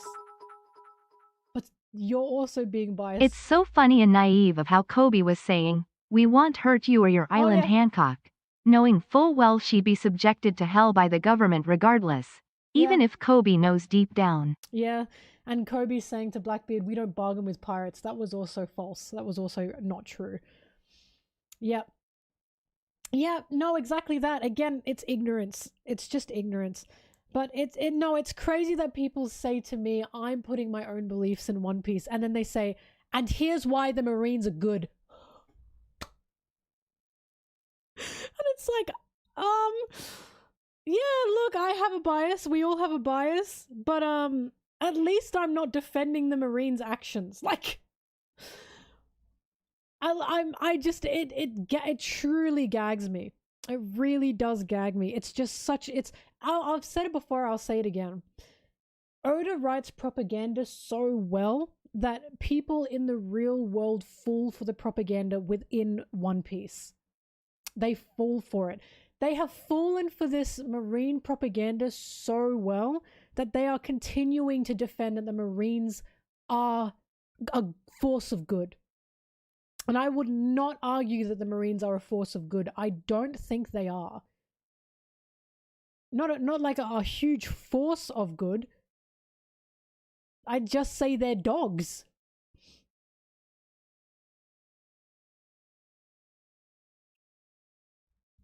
Look, Vegapunk said there are still good people in the Marines. But the fact Vegapunk had to say that speaks for itself. Right? Vegapunk is acknowledging, yeah, the Marines are fucked. But there's still some people in there trying to do good. And I agree with him. I think there are. Like, again, I don't think I'm supposed to look at the Marines and say, oh, they're all as evil. I just think we're supposed to look at them and go, this is how people get brainwashed. Right? Again, it's just...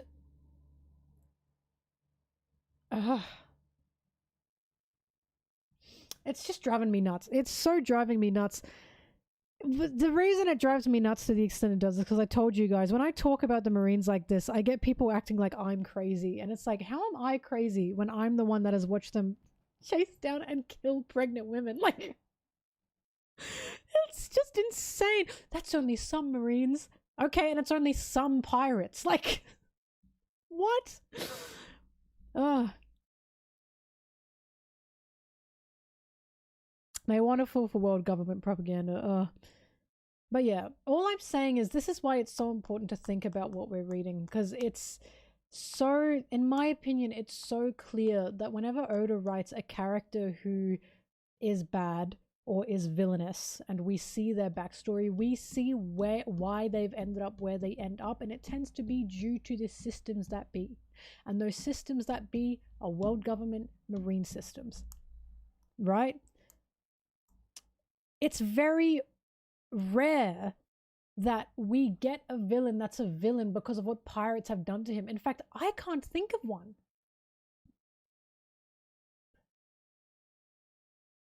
Nami could have been. Nami had pirates destroy her life. But she ended up becoming a pirate because no one else would save her. No one else would help her.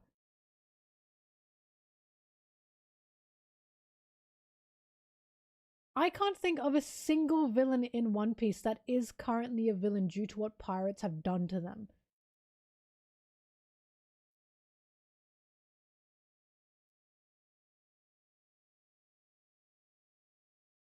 Chopper had his life ruined because he's a little freak. He's a little freak. He's a little freak of nature. However, Chopper also did have a world government issue. And the world government issue was WAPO. WAPO was under the world government. WAPO was benefiting off of the world government. And due to that, WAPO is the reason Hideluck was killed. However, Chopper still had issues because he was a little freak.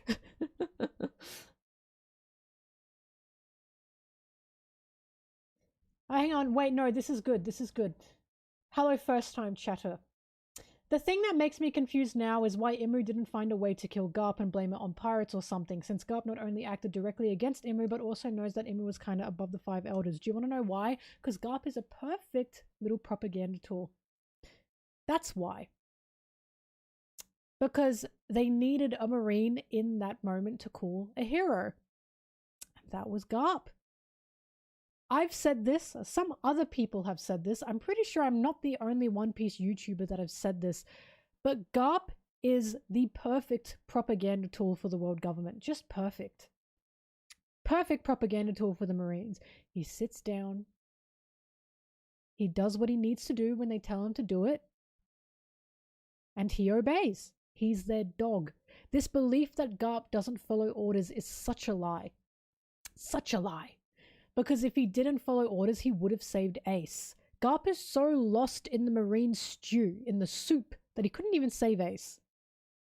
You know? He's a dog. He's a literal dog.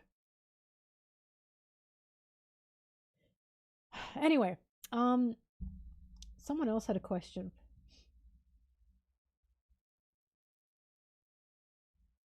Sanji, oh, about pirates? Sanji's not a villain for one, and second of all, a pirate actually saved Sanji's life, because Sanji's story is similar in the sense that he had a tyrannical dictator for a father who wanted to be in the world government. Once again, Sanji's also a property of the system at large, because the reason Judge was the monster he was allowed to be was because he was given help. Right? He was given help. No, it's okay. But Judge was a monster basically funded by the world government. And poor little Sanji was born into a life of suffering.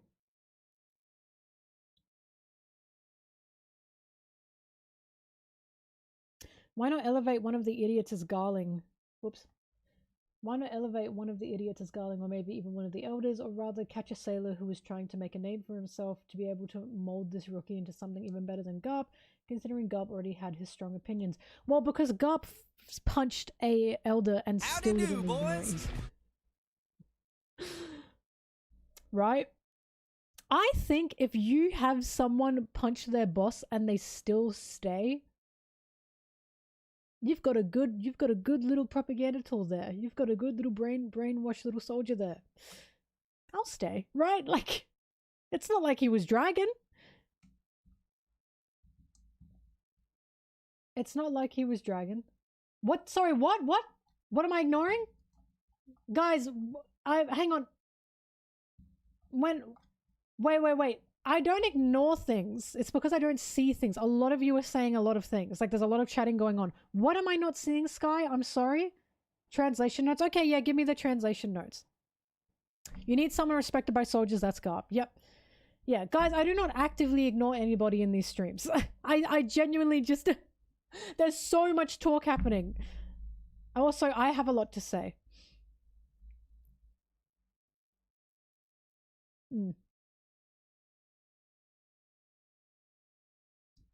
Hang on. No, but this is... Okay, hang on. Wait. Another first time chatter. This is what I'm saying. Because what you have said to me is...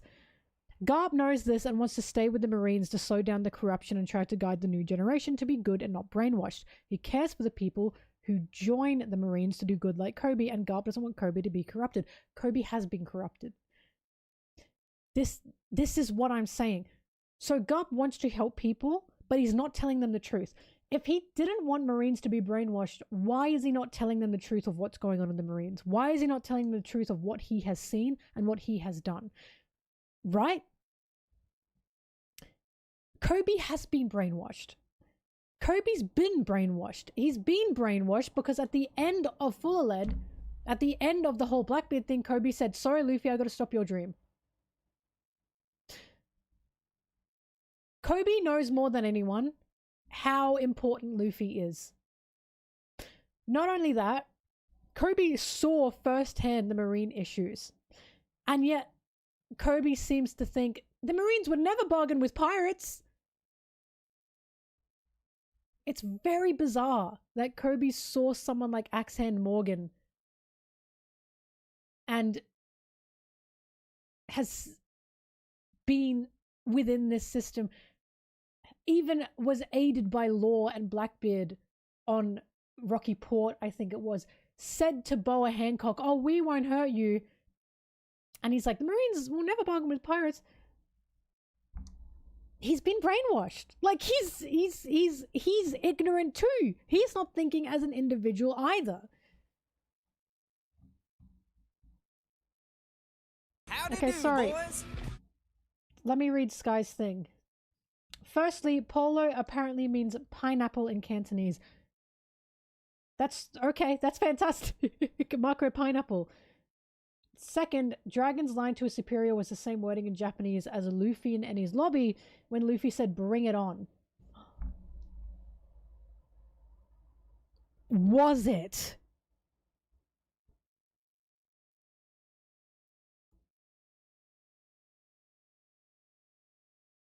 Wait.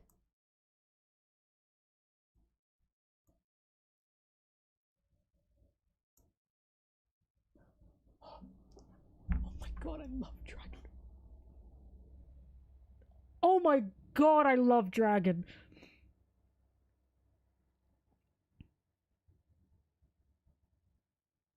Oh my God. So, no, I see it. I see it. So in Enies lobby, Luffy said, I can see who Nico Robin's enemy is. And he looked at the world government flag and he burned that shit down. And then he said, bring it on. And now, the Marines superiors are saying to Dragon, this is not going to end here. And Dragon is saying, bring it on. So this is Dragon picking a fight with the world government. And you want to know what's so beautiful about that? Same age. He's the same age as Luffy here. And he's saying, bring it on. He's fighting the world government. How did Garp get two family members that are this rebellious? Like, I don't... The people that defend Garp need to put that energy into uplifting Dragon. I'm sorry. Like, I'm sorry.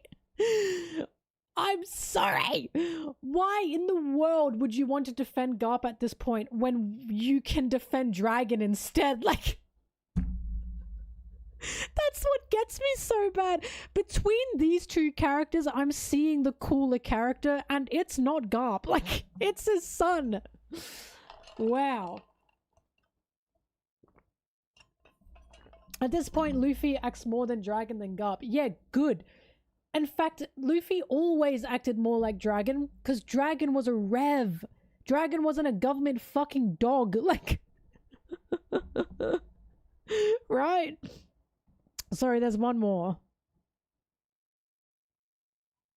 Thirdly, the god of fire in Japanese was named as the Shinto god of fire, Kagutsuchi, and Ace was written as if it was a Japanese name, written with the kanji wise warrior and the hiragana Asu.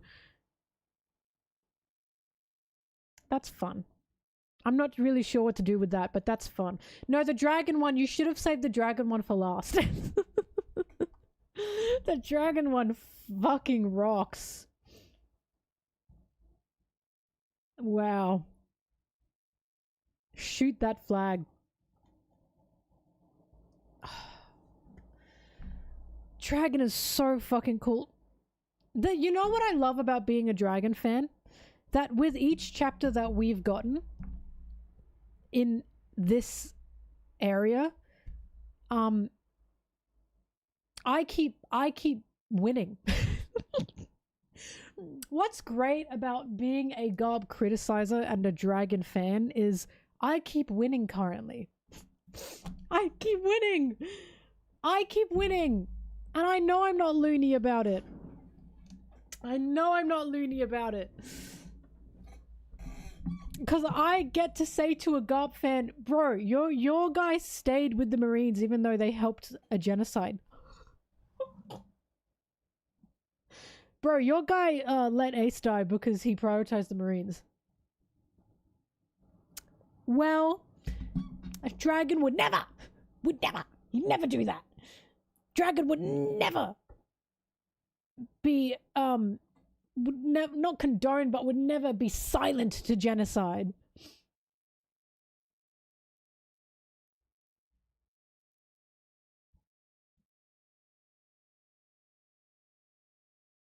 Multiple.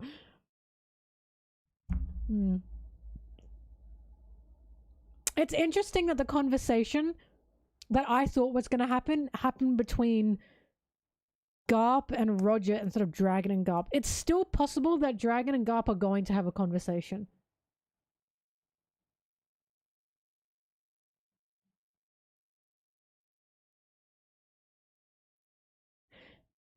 Sorry, the claim that Garp doesn't know how he's being used by the organization takes away all his agency as a character.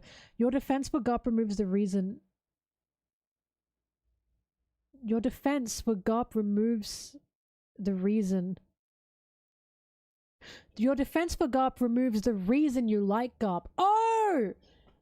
No, I was saying that too, you know, because there are people that say Garp doesn't know that he's being used by the organization. And that's why they like him.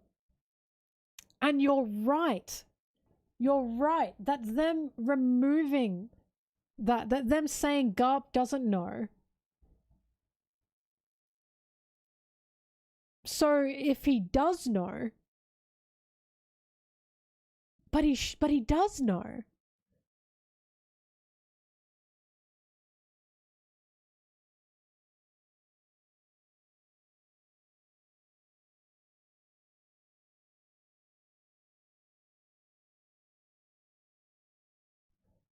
No, you're right.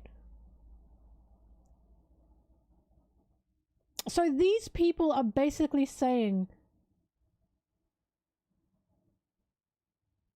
they're fine with Garp so long as he doesn't know. But my argument is you shouldn't be fine with Garp because he sits in a very powerful place right now. Again, as always, you can like Garp. Like, again, people...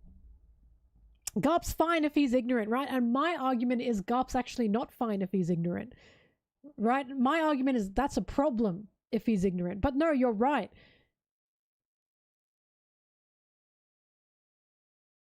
And this arc's proving for him it's impossible to not know. It is impossible for him to not know. I truly do think, and again, it's crazy that when I say Garp let Ace die, that people get up in arms about that. It's really crazy that people get up in arms about that because he did. And I think about that a lot. Because it's like you are defending something that we actively watched happened. He was held down by Sengoku because he was like, and it's like, he's putting the Marines over his own family to such an extent that he's watched his grandson die in front of him and he still will not let himself act on it.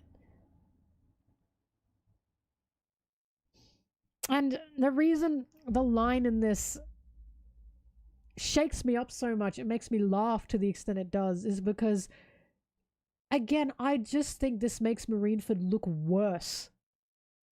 Looks worse for him. I really think it does. And what a lot of people do when the reason the Garp arguments do not work on me, the reason the arguments of pirates and Marines do not work on me is because every single time I say like Garp didn't save Ace, Garp didn't move to help Ace, Garp let Ace die. Every time I say that, the argument that I tend to get is, but Ace was a pirate. Ace was a pirate. Ace didn't do any good for himself for becoming a pirate. And that never works on me. And the reason that never works on me is because if you read the story, you'll see that Ace knew being a Marine would lead him to death anyways, right? Ace, as an infant in the fucking womb, was being chased down to be killed, right? So people go, well, why didn't Ace be a Marine? They say exactly what Garp said, which is, Ace, why weren't you a Marine? So they have that same idea as Garp, not realizing that they're channeling Garp's own opinion, not realizing that they're not listening to Ace in the way Garp did not listen to Ace, right? Which is just, like, I think the line that Garp has here has twisted Marine for some more for me. Because it's like, so Garp is willingly staying in the Marines, like, I need to protect the runts. But when he sees his own grandson that he promised to raise, he's fighting alongside this kid's dad right now. He's saying, no, I can't put aside the uniform. I can't put aside the uniform. He's being as stubborn to Roger, as stubborn with Ace as he was with Roger, when Roger was like, quit your job. And Garp said, no, I can't. Like,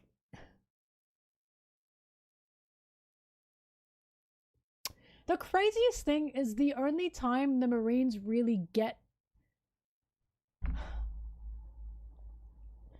We've just seen so many times when the Marines get, like, actual results, they fight alongside pirates, not with pirates.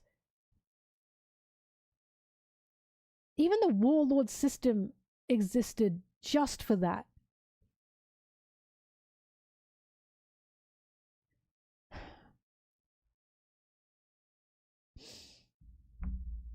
It's just, I don't know. I really don't. I just think people have such a love affair with Garp.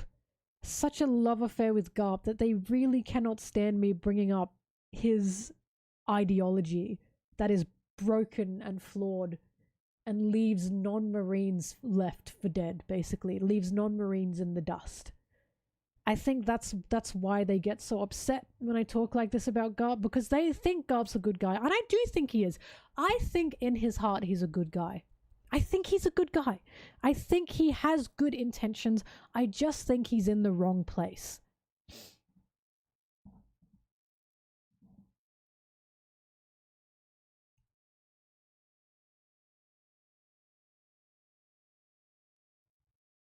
Hang on. In Kobe's defense, he doesn't know he's in a story. So him hearing whoever finds the One Piece decides the outcome of the world, it's a little hard to just accept Luffy having that power. And you think Kobe like, hang on, no, because so Kobe thinks the Marines having that power will be better. Again, that's a sign of ignorance. That's a sign of Kobe's ignorance. Can't let Luffy have that. The Marines, however, yeah, we can give that to them. Right? I think Smoker, because I'm thinking of Smoker right now, because Smoker is one of the only Marines that I currently brand as a Marine that actually will do something. That actually does want to help people and doesn't have ignorance over the Marines. Smoker doesn't like the Marines. Smoker doesn't like the way the Marines operate. I don't think Smoker would want the Marines to have the One Piece either. Garp's incredibly flawed. He's incredibly flawed. It's just insane. We have Roger saying to Garp, you're gonna quit, right? Like, you're gonna quit. If you're gonna quit, come with us. And it's insane we have Rock saying Garp should be a pirate. Like, in my opinion, Garp's a tragic character because the Marines have chained him. They have chained him mentally. They've chained him to the point that Garp could do so much were he not in this fucking uniform. Were he not in this uniform, he'd actually be able to do something. Garp is not free. He's not a free person. He's so stuck now.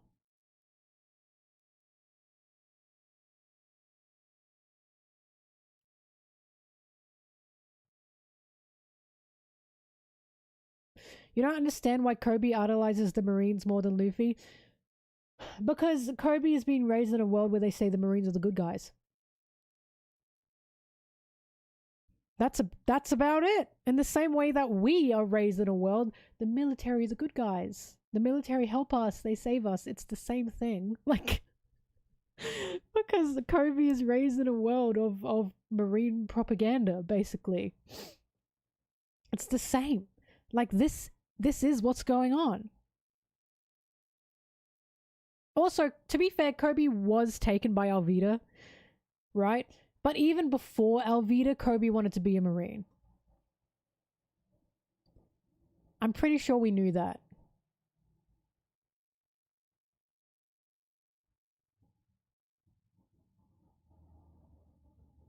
The only Marines I would ever defend are Fujitora. Because again, he was drafted. Thank you, Dragon. Hang on, he's coming. Oh, he should be coming. There he is. Thank you, Dragon. Dragon, I love you. Oh, I love you. The only Marines that I will ever defend is Fujitora, because he deserves it. Because he was drafted and he didn't want to be a Marine. And Smoker. I really do defend Smoker.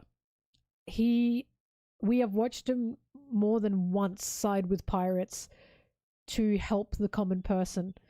And he said to God about the children. I remember he said to I think it was to Shigi, like, if you think the world government like are going to do anything or are going to care about any of this, you're fucked. Like, Smoker though is dangerous because Smoker can also lead down a Garp path. I think out of anyone, Smoker's more like Garp. Like, I think Smoker and Garp are very similar to each other, but it does make me wonder what Smoker would do in this situation. Because I think Garp's been in it for too long, is my issue. Is his issue. I think Garp's old and stubborn and stuck. I do wonder what's going to happen with Smoker. Smoker really seems to fit a revolutionary to me.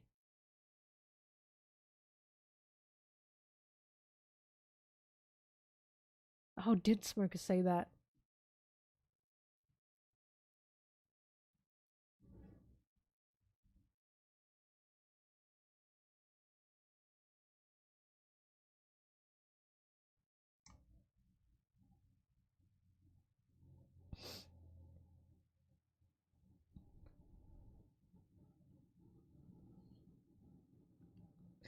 But again, see, I'm getting this again. I feel like Garp knows he is chained, but the change he is creating from within the horrible system, bringing others along with him and working as a light in the darkness, he sees this far more important a battle than being another big puncher fighting from the outside. If he wasn't on the inside, he wouldn't have any chance of changing how people think and overall making more morally straight Marines.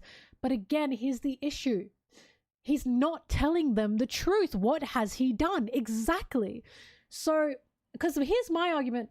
Garp doesn't want to be promoted because he doesn't want to be ordered by the Celestial Dragons. However, if Garp were on top of the Marines, he could change something. So Garp doesn't want to be promoted because he doesn't want to work directly under the Celestial Dragons. However, if he were promoted, he could change something. So instead, he's sitting kind of in this limbo zone of, I'll bring people in, but I'm not going to tell them the truth, but I also don't have enough influence and power to actually change people.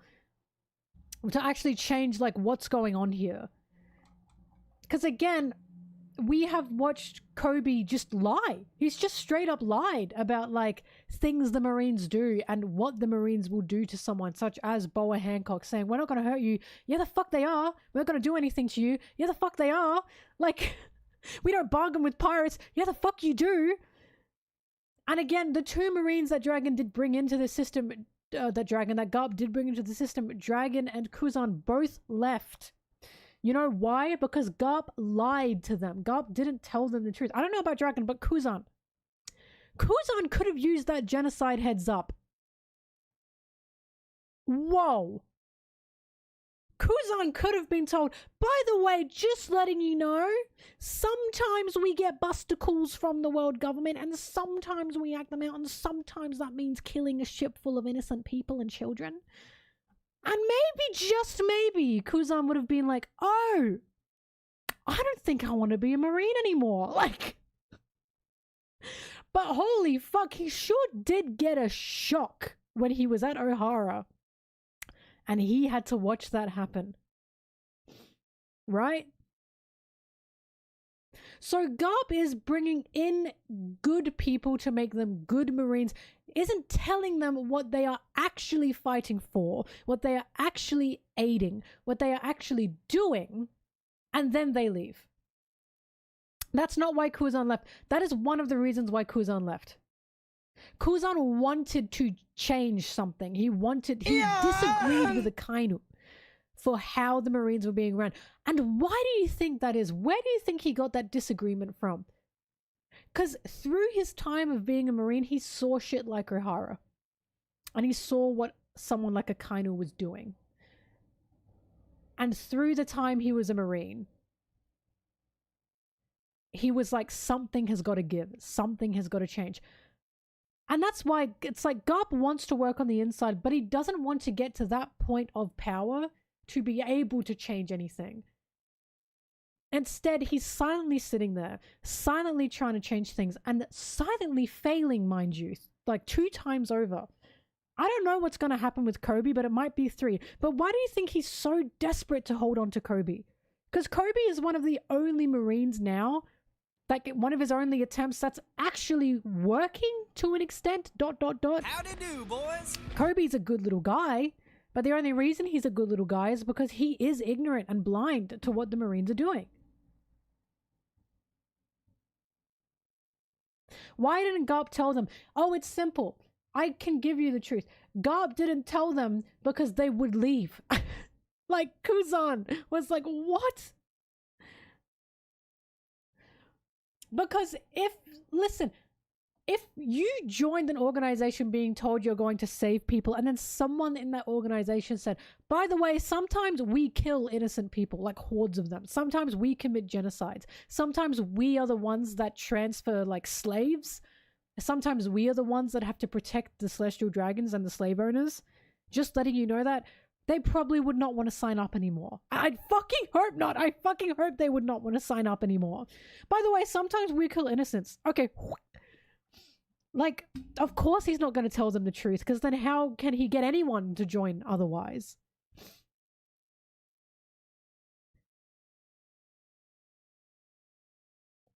Who says that line about a student's leaving again? That was Kuzan.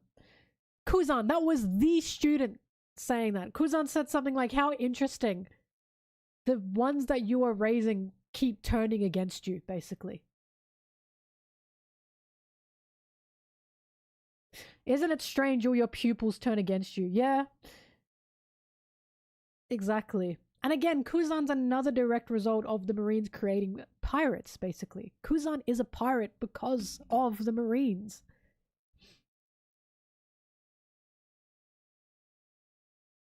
Third time's the charm. Oh, look. The reason I'm just going on and on and on about Garp is because I'm absolutely giddy.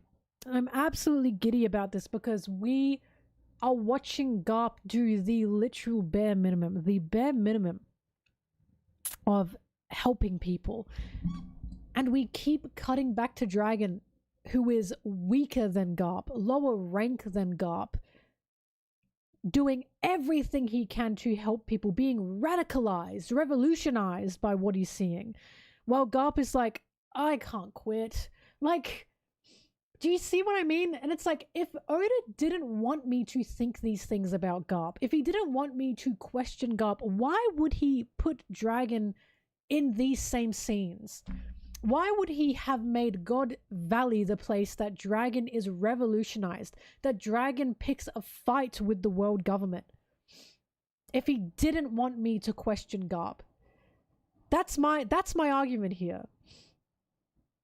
Why in the world would he be saying Garp's a good guy while side-by-siding Dragon with him right now?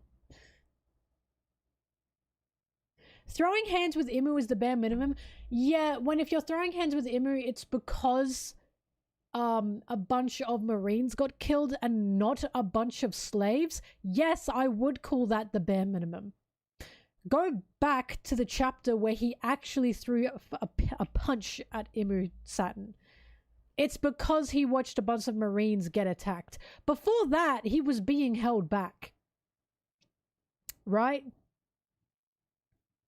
And I remember so clearly saying the reason Garp jumped forward there was because of the Marines. It wasn't because of everything he just saw. Now I've been proven right. Yes, that's the bare minimum. A Marine's life is worth less than a slave? Yes. As a Marine, that's who you should be defending. I would 100% argue that. I would not at all defend a Marine over a slave. I'm not saying that a Marine's life is worthless. I'm saying that as a Marine, that's who you should be putting your life on the line for. If I were like Dragon, right? Dragon was pissed at the Marines. We are watching the Marines escort the celestial dragons off of this island. And I'm supposed to look at the Marines getting killed and go, oh, grr, you know what I mean? No! Yeah. I'm watching all these slaves be transported by the Marines. And these Marines helping the celestial dragons. These slaves being chased down by the celestial dragons while the Marines stand there and do nothing. And I'm meant to be like, oh, what about the Marines? Like, what?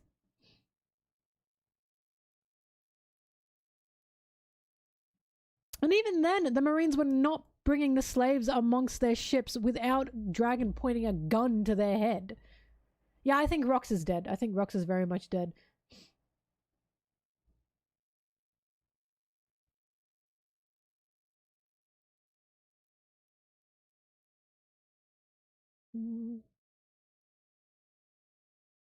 Oh yeah, Eris was shot on the side. Look, I can't get over the Marines looking at Shaki chained and going, wow, lucky Celestials. My god.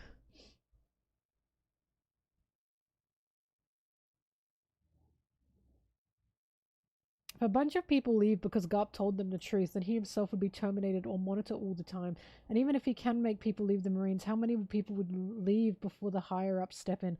Garp basically needs a really good reason for why he didn't just do a Roger or Whitebeard speech and expose everything. But also, why didn't Roger expose the Marines? Howdy do, boys! Why the fuck would anyone listen to Roger? You were basically saying, why didn't Roger, the guy told to be the most fucking evil person in the world, expose the Marines? Of fucking course no one's going to listen to Roger. Because Roger is told to be the devil. He's told to be the devil. Roger probably was like, wow, the Marines aren't shit. Look who they follow. And you know what? All people would be like going, oh, of course he says that he's a pirate. Like, why the fuck would they believe anything he says about the Marines? They're gonna think he's just fucking lying. Yeah, they listen to him about his treasure. They listen to him about where he hid his treasure because he's a pirate. Why would they listen to him about the way the world government works?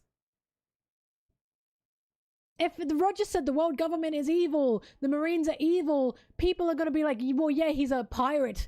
You're the evil one. Like, hello? Of course they're not going to listen to him.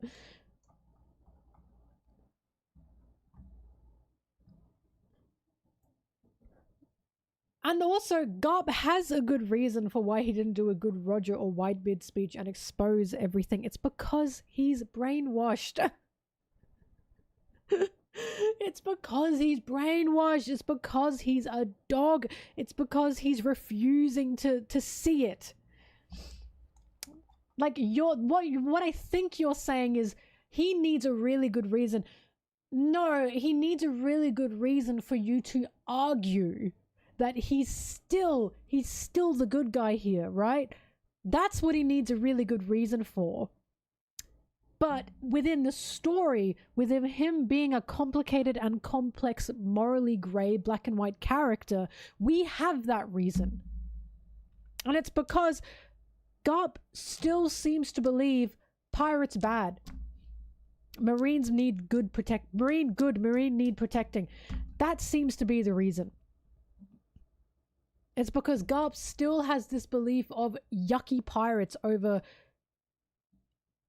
like what's actually happening. Which is why I keep saying this Marines versus pirate shit is the biggest hunk of fucking junk that the world government and the Marines have ever pushed. Ever pushed.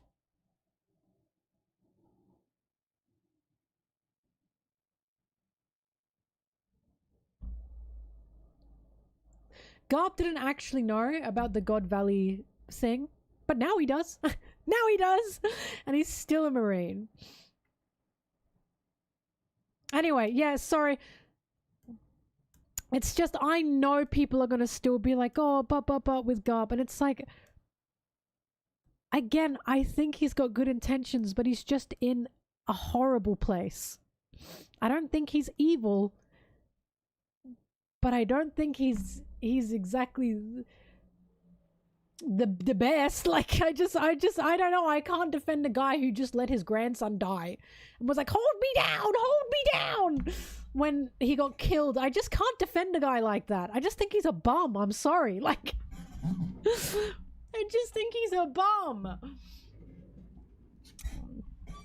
What murder? Oh yeah, I want to clarify this as well, by the way. I don't think Rox is like the best of the best. I said this at the beginning of this stream. A lot of people think I'm saying Garp bad, Rox good. That is not what I'm saying. I'm saying Rox is not a villain. He's not a villain. He's clearly been framed to such an extent to be a villain, and he's not.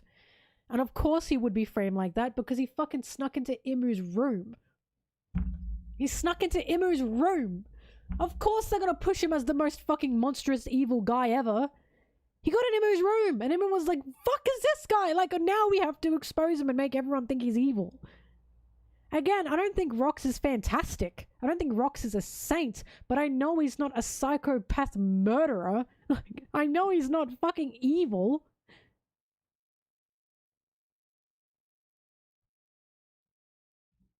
All I know is, and get ready for this, all I know is Rox gave more, like, Rox humanized the Giants more than Garp did. That's all I know. And you want to know why I know that? Because Imu held him up and said, haha, I've got Harold to use. And Rox said, Harold and the Giants only want peace, leave them alone. Meanwhile, what did Garp say about the Giants again when they wanted to join the world government? Anyone remember that? Anyone remember that? I remember that because I'll never forget it. Basically, they said the Giants have a history of violence. And Garp was like, yeah, so let him join. We'll have more weapons.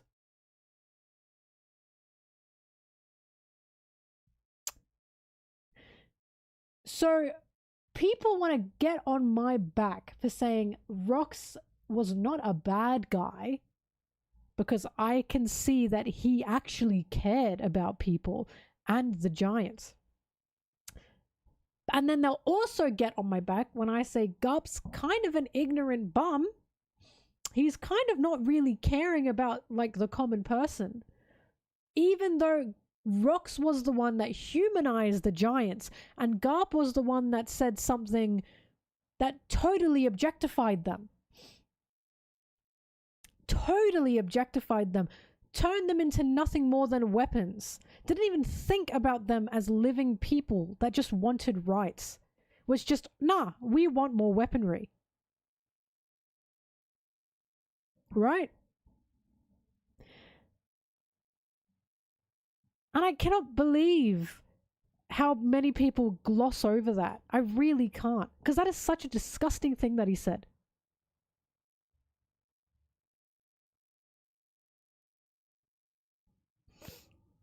I'm not saying, again, I'm not saying there's a bigger evil between Garp, Roger, and Rox. I'm not saying there is. What I am saying is I have seen Rox humanize an oppressed race more than I've seen Garp do that. That's all I'm saying.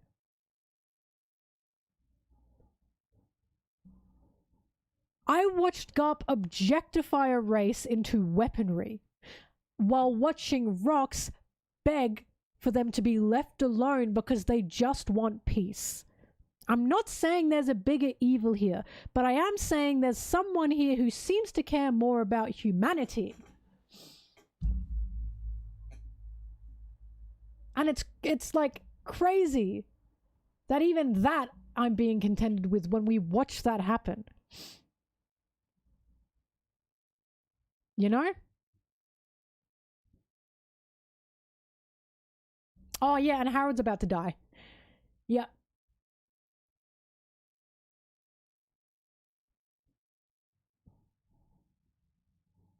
Oh yeah, I told you guys, my theory for why Joy Boy was a pirate is because I mean, no, Harold's not gonna die immediately, but he's gonna die within this flashback. But what was I gonna say? My theory for why Joy Boy is a pirate, although I personally think it's probably quite obvious. The world government was created, became oppressive, and people wanted freedom. Someone had to do something, and that was Joy Boy. Joy Boy was labeled a pirate. I think in the same way Roger was a labeled Pirate King, he didn't call himself Pirate King, is the same way Joy Boy was called a pirate. And from there, piracy became negative. Piracy became bad because Joy Boy fought a war against probably Imu and lost. And of course, the ruler of the world is going to push the notion then piracy bad. Pirates bad. Being a pirate makes you evil. Pirates are evil, right? I have a strong feeling that's what's going to happen. Also, no, Joy Boy and the world government were formed around the same time. I don't know why people keep saying the world government was formed after Joy Boy. Because I checked back on the dates and that's not the case. They were formed what seems to be at the same time.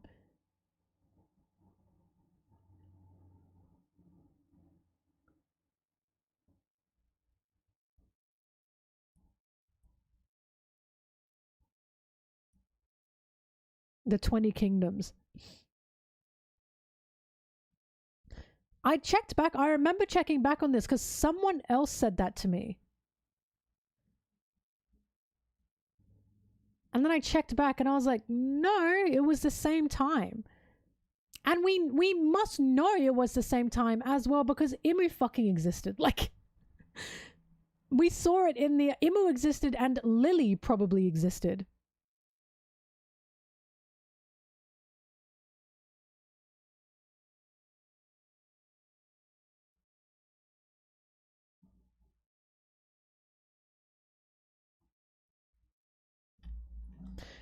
Oh, yep. So they were world government in creation, but not in name yet because they were the 20 allied nations. That's right.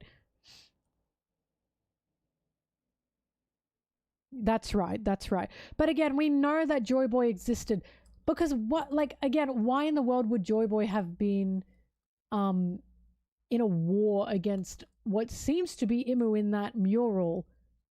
Just for what? For why? Because Imu just exists. Like, do you know what I mean? Like, obviously the reason Joy Boy existed and was labeled a pirate is because of what has happened with Imu. It's because Imu did something.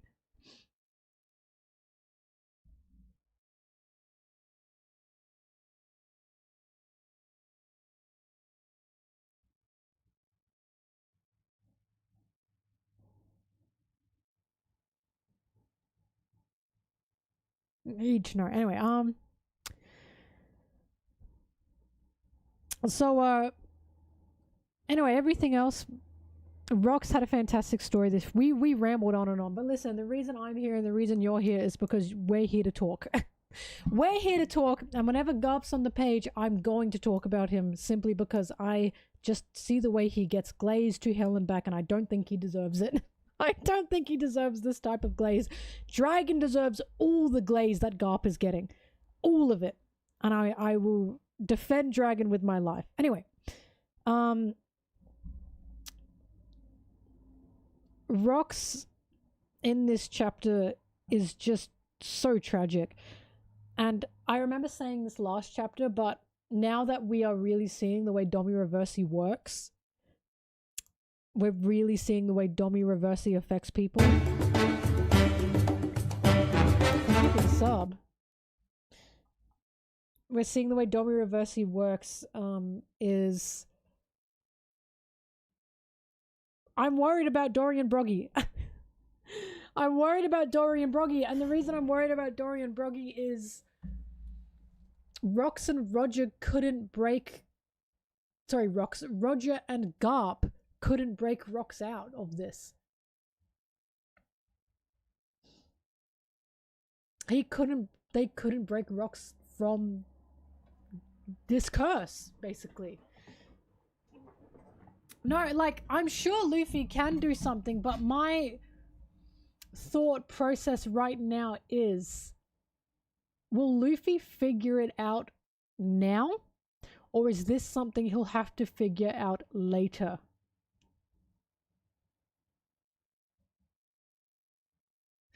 That's my thing. Is this something that Luffy... I do believe Luffy can fix it. I'm just not sure when. But at the same time, who knows what Dory and Broggy are going to do? And, like, while Luffy has to figure this out, who knows what Dory and Broggy are going to do? Who knows what they're going to... and who they're going to fight? And I think it's going to hurt them. I think even if they come back from it, it's going to hurt.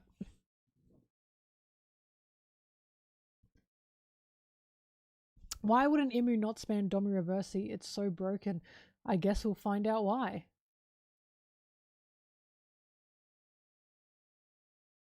Well, we'll probably find out why. Even if we don't find out why, because story. Oda doesn't care too much for the semantics of power, but I do find it so interesting that we get Garp and, well, Roger figured it out, my goat. Roger talking so much about how they need to use their powers to stop Rox. And the reason I told you guys, the reason that is so interesting is because Oda rarely does that. Oda very, very, very rarely will discuss power semantics and battle semantics because, you know, he basically lets the fight talk for itself. But the reason I find this so interesting is because he's basically telling us, like, how crazy this is. He wants us to understand the amount of effort and the amount of power that they had to put behind their punches here to be able to take out Rox. Right? Not just Rox, but Domi Reversi Rox. So I think it's so interesting that Oda's letting us know that for once Oda is explaining power because he needs us to understand how much this is.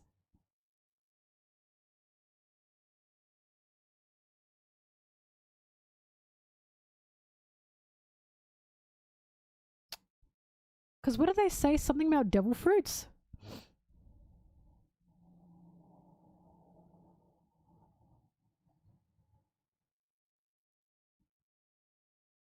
You know what I'm thinking, actually? Because someone said Rox's Haki couldn't break him out of Imu's control. So it's either Imu's power is so crazy that not even Hucky can break out of it, or it's just not a devil fruit. And I'm inclined to believe that it's not a devil fruit. And the reason I believe it's not a devil fruit is because I think Imu straight up might just be the devil. I don't think Imu is got a devil fruit. I think Imu is the devil. Right?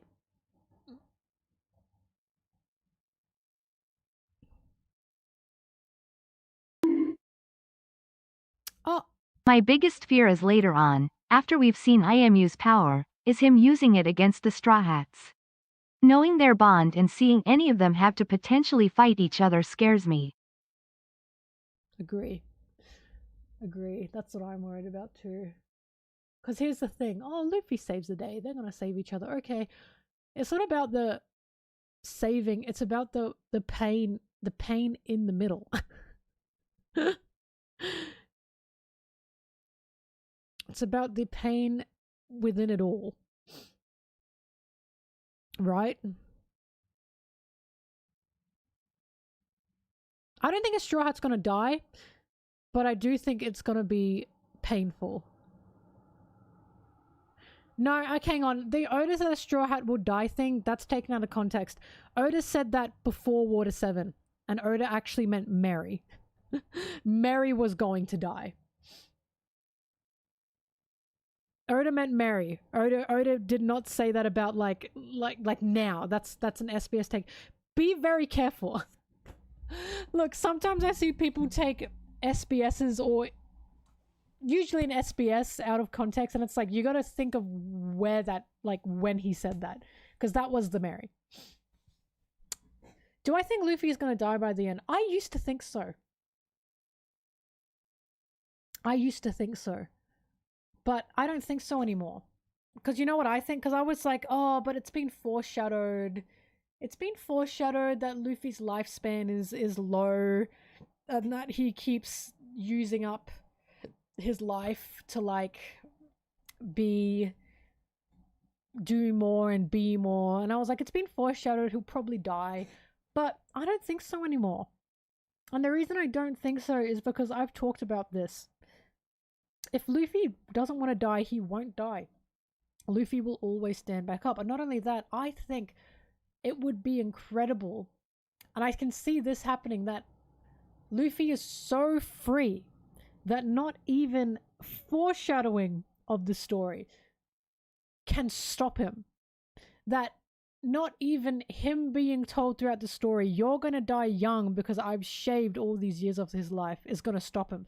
I can see Luffy looking into the camera and saying, nope, I'm not dying.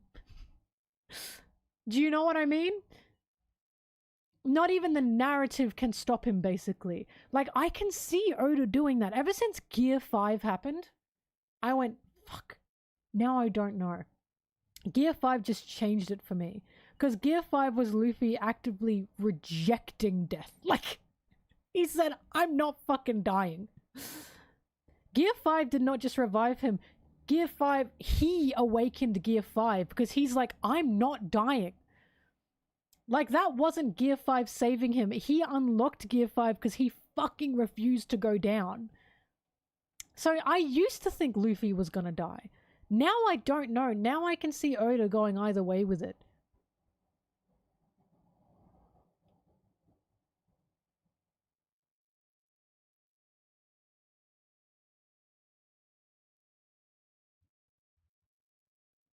He didn't have to die to activate Gear 5. Where are you getting that information from? What? Why are you saying that? Where has this information come from?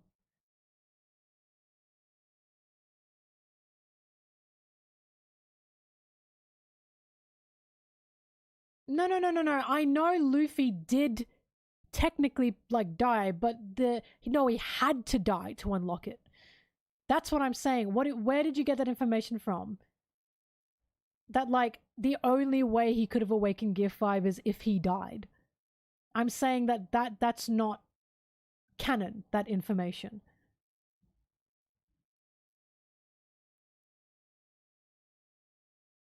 Yeah, that's it. That's a headcanon. Is the Fishman Island remake canon? No. If it's not in the manga, it's not canon. It's very simple. If it's in the manga, it's canon. If it's not in the manga, it's not canon.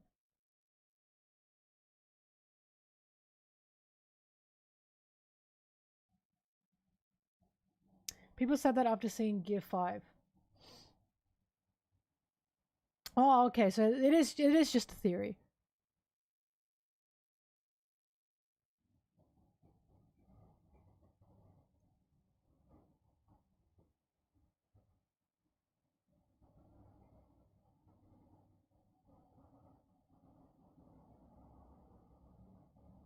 I do also want to fully enjoy the journey, yeah. Look, I've always said this. When I read One Piece, I'm always happy to be wrong. Like, I'm not ride or dying with any theories I have. I'm not ride or dying with any, ideas. Like, I'm happy to be right. When I'm right, I go, whoopee. But if I'm wrong, I'm not unhappy about it because Oda writes well. He writes well, therefore, I read the story and I go, yay! So I thought the remake had Oda's supervision. No, a lot of things have Oda's supervision. That does not make them canon. For example, the live action had his supervision.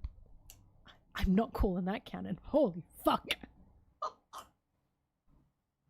That shit's not canon. Same with, look, it's only the manga. Like, just because Oda's supervised something doesn't mean it's canon. I'm pretty sure he's even said that. I'm pretty sure he said something along the lines of, if it's not in the manga, it's not canon. Right? Some of the novels are Oda supervised, that still doesn't make them canon. Exactly. Like, I always see it like this. It's a fun thing that Oda has supervised some things. I think that's fun. And I'm glad that he does that. But it's not canon. If it's not in the manga, it's just not canon. Because that's the story he's writing, right? I always say this, okay, I always say this, if Oda supervised, if Oda approved is the way it makes something canon, then Sanji canonically has been the only person to handle Wado outside of Zoro. Sanji canonically is the only person to handle Zoro's big sword. If that's what we're doing, then that means that's canon. And for those who are wondering what I'm talking about, Sanji Food Wars. Oda not only supervised it, he looked over the drafts for like all of that. Like, he looked over the storyboarding and he gave them notes. And we know this is a fact because the creators of it said that. So basically, the Food Wars creators, I've been watching that, by the way. It's actually fun. But the Food Wars creators made a Sanji Food Wars spin-off. It's got 6 chapters. It's fucking awesome. I have it on my... Where is it? I have it up here. Ba, ba, ba, ba. It's awesome. So the Food Wars people made this. And there's one chapter where Sanji handles Zoro's big sword. There you go. That's Wado. That's Wado, baby. So I could be biased. I could very easily use this as canon content because Oda has approved this. Not only has he approved this, he read over the storyboards for it and he gave them notes. You want to know one of the notes that he gave them? I remember this so well. One of the notes he gave them was, why did you make Sanji take off his tie, roll it up, and put it in his pocket?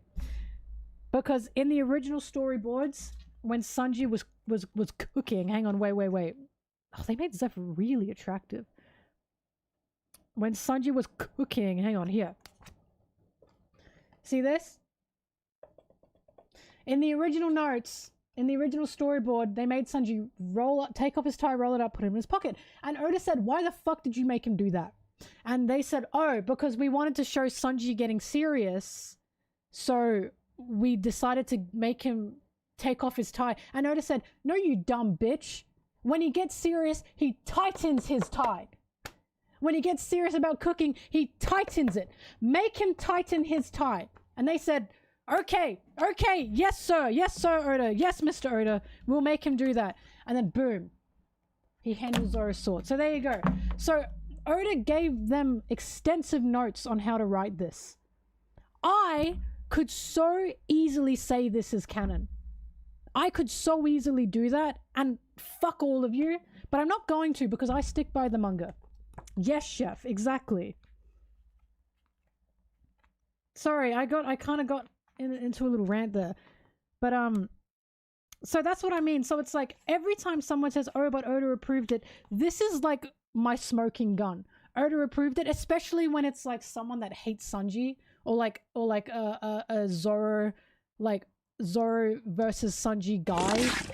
Thank you for that. Hang on, I'll read that soon. Or a Zoro versus Sanji guy that fucking hates Sanji. This is my smoking gun. And I say, okay, then you have to acknowledge that Sanji is the only person that has handled Wado outside of Zoro. You know? Why is it a big deal? Because Wado is sacred. Sacred. Sacred. No one has touched Wado outside of Zoro. No one. No one. And Oda looked at this and said, yeah, I like that shit. Yeah, give Wado to Sanji. Yeah, I like that shit. That's why it's such a big deal, because that pisses people off. That really pisses people off. Because Wado is Zoro's big boy sword, his big boy sacred sword. And Sanji got to use it. Hang on, I'll show you Zeph. They have a little Sanji story. This is also the, oh fuck, he's so sorry. This is also the spin-off where a man was in love with Sanji. Hang on.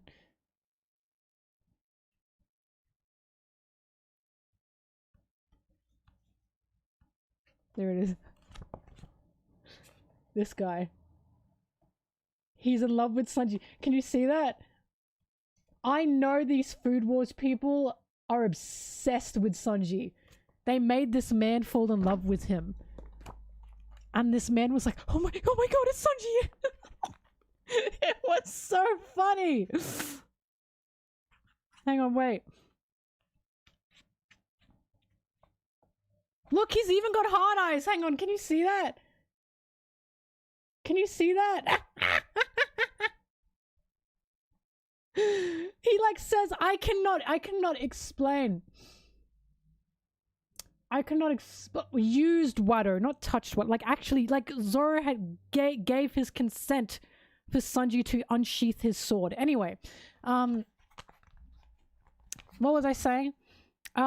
There's like a line in this where it's like, the guy is like, this guy is like, I didn't recognize Sanji because of his poster being so ugly. And you know what he says? He's like, oh, those beautiful blue eyes, those gorgeous golden locks, that handsome face. And it's like, damn, just bounce on him crazy style while you're at it. They made him obsessed with him. Look, and then here's the one at the end. See? Anyway, sorry, everyone's like, why the fuck is she talking about this? Because Oda approved it. Because Oda approved it, and I am so strong for sticking by my manga canon morals to not use this in any kind of argument. Hang on, where's Zeph? There's like a really attractive Zeph in here.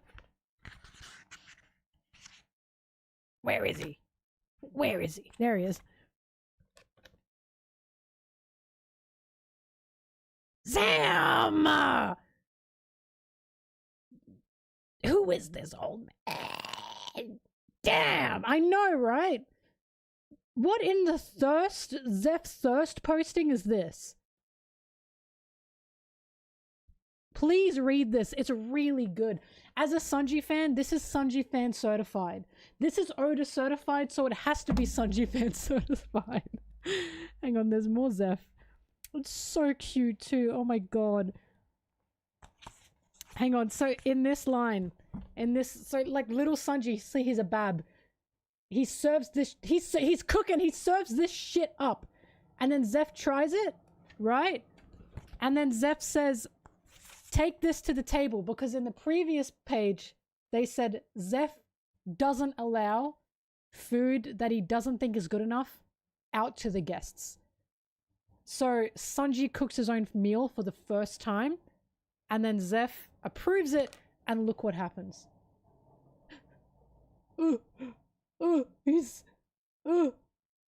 It's his dad! That's his dad! Oh, he's so happy about it. It's so cute. It's so disgustingly cute. Oh yeah, also 40-year-old Sanji. These, because the Food Wars, there's two Food Wars people. There's the writer and there's the artist. They were drawing this with one fucking hand. With one hand. This is crazy. This is crazy. They were bouncing on him crazy style. Oda approved. Oda approved certified Sanji dick glazing manga. Right? This is totally approved. Now, sorry, I didn't read the thing that I got. I'll go back and read it now. Montag. Okay. I think part of the awakening of Gear 5 has to do with people believing in him. Everyone always has faith in him to get back up, and maybe that could be why it hasn't awakened in 800 years, because no one like Luffy has had it. No, I agree.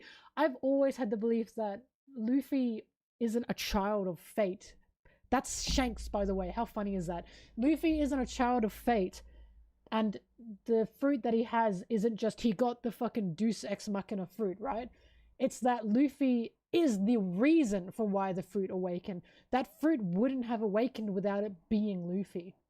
Like, I don't think it's, oh, the fruit is just the fruits of fruits and Luffy is just that fucking lucky. It's that Luffy's this willful, this powerful. Luffy's the guy that's going to get back up. No one else has been able to awake this fruit because they weren't Luffy, right? I don't think it's the fruit being Luffy's fucking, like I think it's because it's Luffy, you know? That's what I think anyway. Fruit chose him. I do think fruits have a will, because I also do think fruits are alive. I think the devil fruits are alive, and I think the devil fruit could sense Luffy. I do think the devil fruit also felt Luffy's will and wanted to be eaten by him. I do think that as well. But it's because it's Luffy that this fruit has been picked, right? Was this written before the Whole Cake Island backstory or after? After. I think this was made after. Also, this is on Shonen Jump, if you want to read it. It's really good.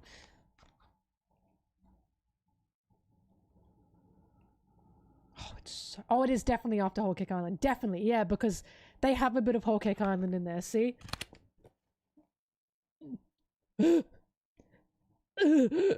Okay. Only someone like Luffy could have used the fruit to its full potential. I feel like it's also something to do with why Luffy probably wouldn't care at all if he were to know the truth was devil fruit. Yeah, not at all. The panel of him smoking. Oh my god. I need to make a video on this. I'm serious. I need more people to read this because...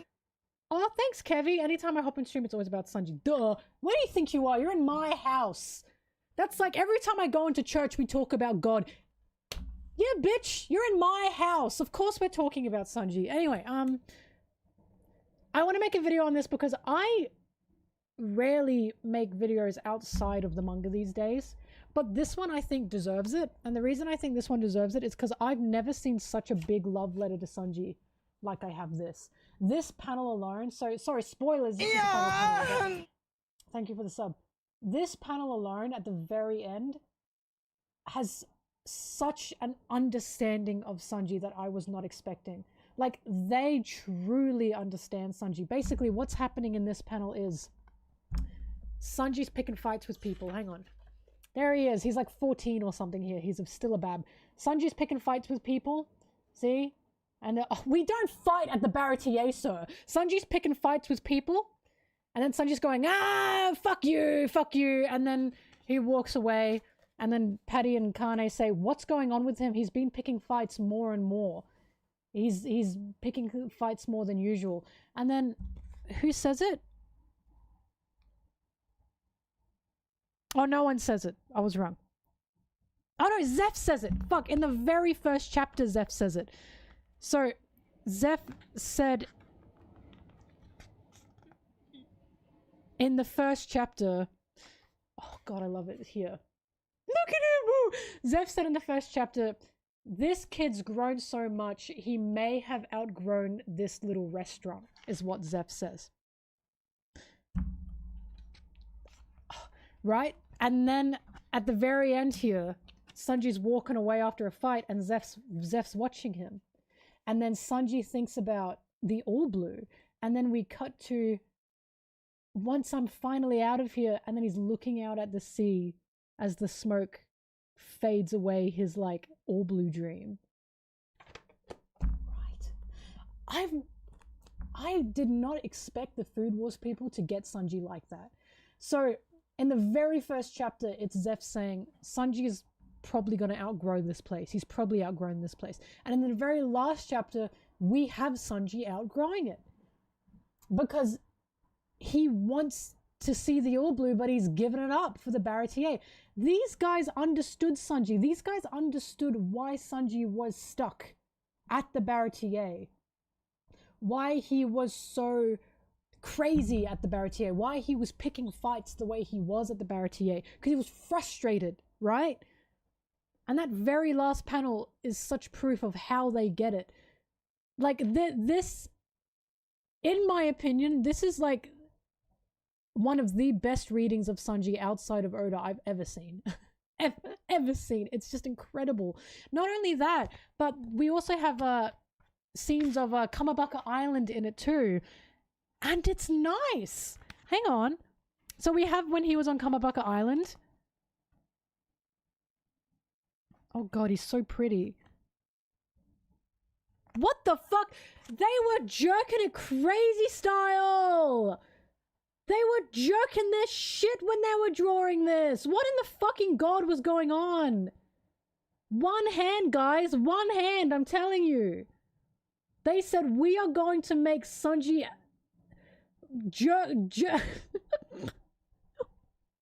We're jerking our shit to this, right? Damn. He's so beautiful. There's Iva. There you go. Ta-da. So they even got Iva in it. They even understood his relationship with Ivankov.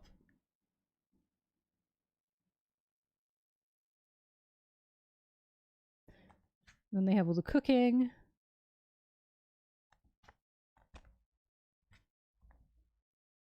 They even had him being scared of bugs, by the way. Look at this little bug. He touched the spider and he went, yeah! That was good too. They remembered him being scared of bugs.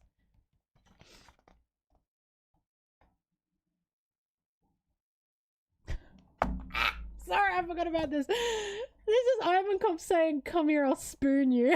I forgot about this. I totally forgot about that. Oh my god. And Sanji said, shut up! And then we have Sanji cooking.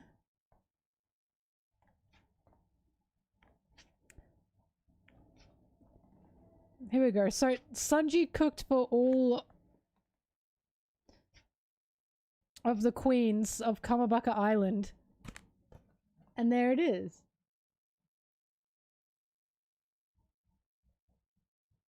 And he's going, go on, eat up.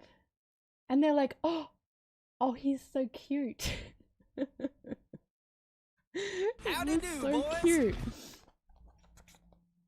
Oh yeah, and then we have this. We have Bishon and Sanji.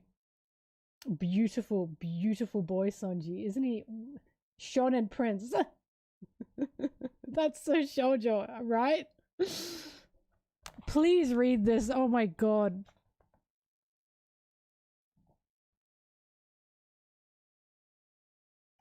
Oh yeah, and of course, they couldn't leave her out.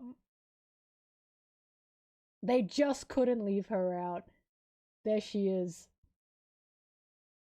That's how I know they're true Sanji fans, because they were like, we gotta draw Sanji and drag. You're not a true Sanji fan unless you draw Sanji and drag. I'm sorry. It's just a fact. It's just a fact. Sanji and Zoro interacting. We're finished reading the chapter, by the way. Now I'm just showing you my I'm showing you my kitten. I'm going, look at him.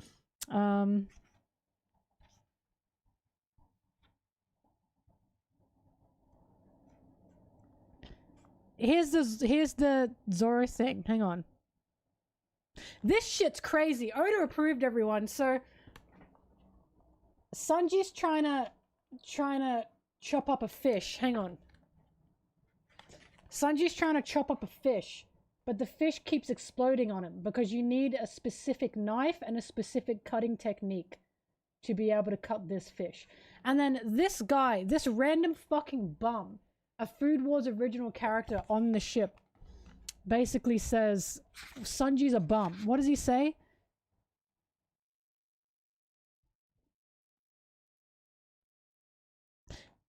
He says, I'll go tell your cook he can quit bothering now. And Zoro says, don't. And this guy says, what right do you have to talk, kid? It's my decision. You don't know a thing about this. And Zoro says, oh, I know plenty. And Zoro says, cooks and swordsmen may have totally different jobs, but we both make our living by the blade. When a man says he's got to cut something, he's not gonna back down. There he is. So Food Wars also clearly understands Zoro and Sanji's relationship, right? This is truly one of the best, like, outside of the manga, obviously. This is one of the best depictions of them. And then you have Zoro, oh yeah, Nami's there too. Isn't she cute? And then you have Zoro looking, there it is, at all the knives that Sanji has set out on the table. And Zoro goes, buh, what? And then we cut to, hang on. Look, I'm telling everyone now. Everyone look, I'm show and telling. And then we cut to Sanji going, what the fuck? I can't find a knife to cut this stupid fucking fish. And Zoro says, haha, you bum, you haven't figured it out yet. And Sanji says, get out of my kitchen, what the fuck are you here for? And then Sanji puts down water. Zoro puts down water. And Zoro says, that's a big boy sword. It won't listen to some lame playboy who only knows how to goof off. And he says, but I only know one guy like that. And I know if I left the sword in the same room as him, he wouldn't even have the guts to pick it up. So he's basically telling Sanji, I know you have the capability to use this sword. I'm just gonna leave it here. Because they don't talk to each other, right? Right? And he gave him Wano, right? And then Zoro walks out, and Sanji's like, that. Whoa, and there he goes! And then Sanji goes, this fucking bum. And you know what he says on the next page? This is my favorite. Hang on. He says... Wait, where's my finger? He says, length, sharpness, perfect. I'll show you I can do it, you stupid swordsman. Bro said length, perfect. Sharpness, perfect. I wonder how close they were to saying girth. Girth, perfect. Look at where he's holding it. I cannot. This is so unbelievably homoerotic. It's actually insane. It's genuinely insane. And it's like, these guys are crazy. They're crazy. But they get it, you know what I mean? And then he opens it up and he swishes and he swishes and he gets the fishes. This is my favorite part. So the way Food Wars works is every time, because I've been watching it, right? Every time you eat good food in Food Wars, you basically have an orgasm. I'd like people to know that's not far off from the truth. When you eat good food, you get the same dopamine or reaction in your brain that you would get from having an orgasm. Fun fact. So when I was watching Food Wars, I was like, haha, this is funny. Like, understandable. This is true. This is a fact, guys. This is real. I'm not making this up. You get the same idea in your head, like the same dopamine rush in your head eating good food as you do having good sex. It's true. This is a fact. This is a fact. It's just taken to the extreme in food wars. It's real, right? It's real. It's the same brainwaves. And the reason I'm laughing is because Zoro eats the food Sanji made and he goes, "Wow!" And I always make the joke, bro, Sanji made Zoro bust one. Like, that's crazy. Hell Mel, I am probably way It's late, funny, but just right? wanted to He's shout like, out the "Whoa, goat felt that one." Purin, who sailed to Arlong Park to liberate the island and shot a cannonball at Arlong that he chomped down on look at it. this, hang on. Unfortunately, he was pretty weak, so Arlong killed him. Maybe he should have rescued the villagers first, but I can't. Oda approved. Okay, hang on, let me read. Hi Mel, I'm probably way late, but just wanted to shout out the goat Purin, who sailed to Arlong Park to liberate the island and shot a cannonball at Arlong that he chomped down on it. Unfortunately, he was pretty weak, so Arlong killed him. Maybe you should have rescued the villagers first, but I can't let the only third good Marine in the series be forgotten. No, I do remember him. And I do remember him because I remember being like, oh, so Oda is... In fact, I mentioned him in my East Blue video. So Oda was also showing there are Marines that clearly want to help, but the Marines that, like, don't have... How do I explain this?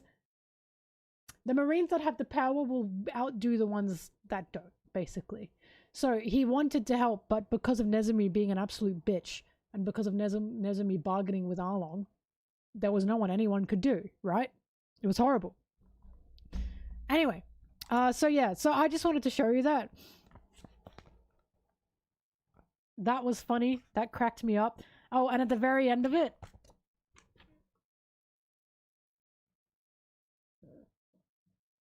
they're like, fuck you. They understood! They understood these two! They understood these two, right? Oda approved, guys! Oda approved! So when I say this is my smoking gun, I say this is my smoking gun because I can, like, if I wanted to, I could be like, okay, but Oda, like, looked over the storyboards for this. He gave them extensive notes on how to write this. But I don't do that because I'm strong. I'm strong. I'm a strong person. But I could, right? I could easily say this is canon. But I'm not going to because I'm sticking by it. I'm strong. There's also one with Vivi. Oh god, there's Vivi as well. Anyway, please do read this. This is really, really good. I honestly think, I'm not just saying this as a Sanji fan, but I honestly think this is one of the best non-One Piece manga spin-offs that is not written by Oda. I really do. Because it's like, I, as a Sanji fan, I've never seen someone understand Sanji outside of the manga to this extent. Like, reading this was such a breath of fresh air. It was such a breath of fresh air. Because you can tell the people writing this, they loved Sanji. They loved him. They wanted to do good by him. To do right by him. And they did. And it was awesome. It was just awesome. A Mihawk upscale. I don't even know what that means. But, sorry, we totally moved on from,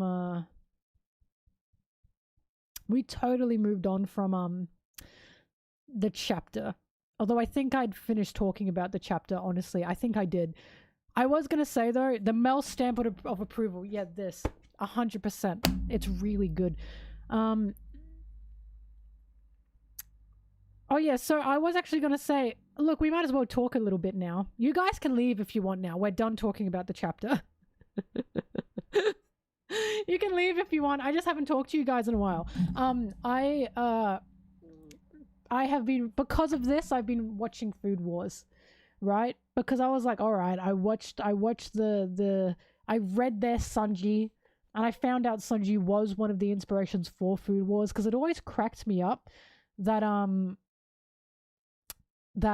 they got the deal to write about Sanji, and then they finished Food Wars in the same year that they started making this. So they were like, oh, we're done. We're done.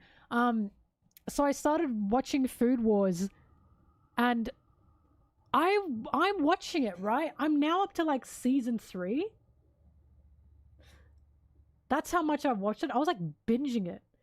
And I was watching, because I'm really enjoying it. And I was watching this like, this is a shonen. This, right? No, there's 5 seasons. I was watching this like, this is a shonen.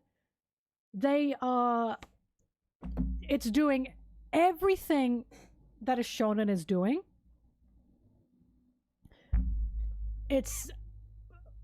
They're fighting and they're over-explaining. There's not really much of a plot outside of battle, right?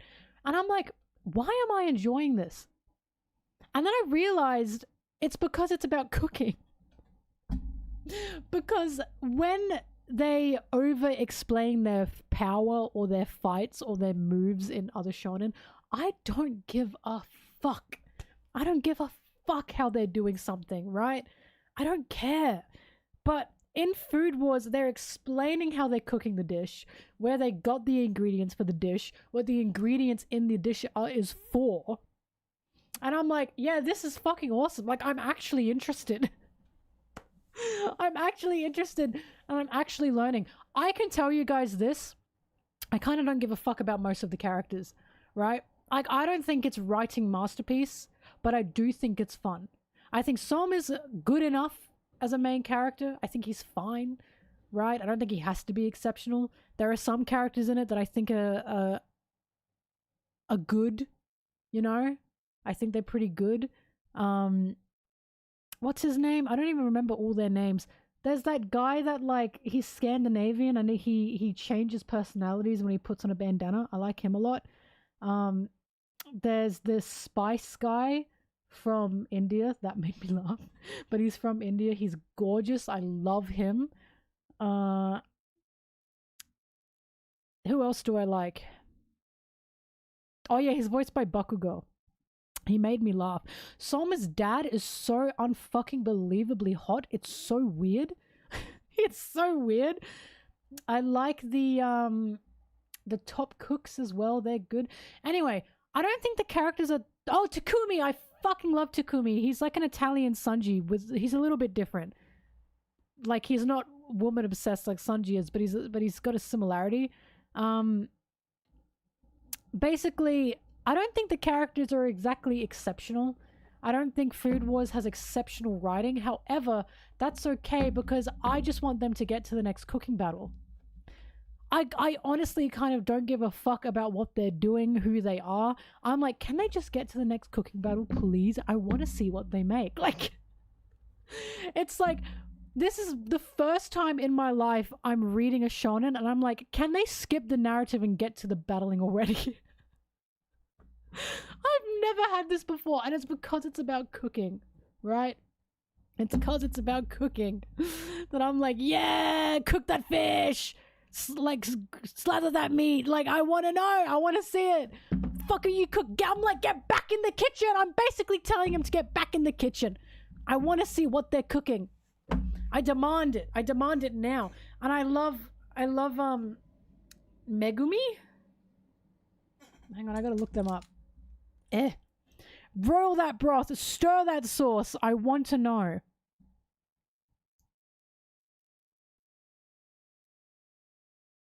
Oh, I love Megumi.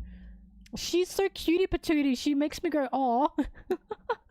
She always makes me go, aw, whenever she does anything.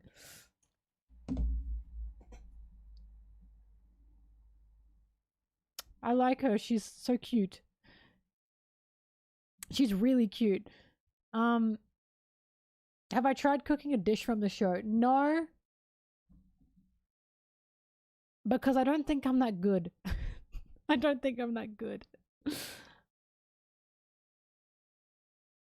Hang on. Fun fact about this chapter. The mention of the Navy's G11 and CP6 is a play on numbers with the Gorosei, since the number 16 represents Imu. 116 equals Imu. I can't believe Garb got a check for that.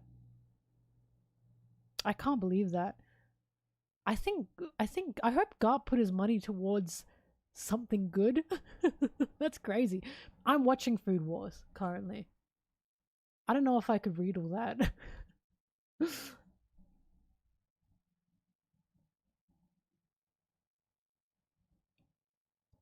Is there any battle manga that you like other than One Piece or Hero? I don't like Hero Academia. Who's told you this? I know I have that video on Hero Academia, but that's because of their character designs I thought were the funniest part of the show. The best part of Hero Academia is the character designs. The designs are the best part. And I say this because I've said this for ages. Hero Academia, the author for it, needed someone else to write for him. He needed someone else to write for him so he could just design the characters. He's very good at character design, but he kind of is not great at writing. No, I'm not into Hero Academia. I just thought the character designs were hilarious and I wanted to talk about it.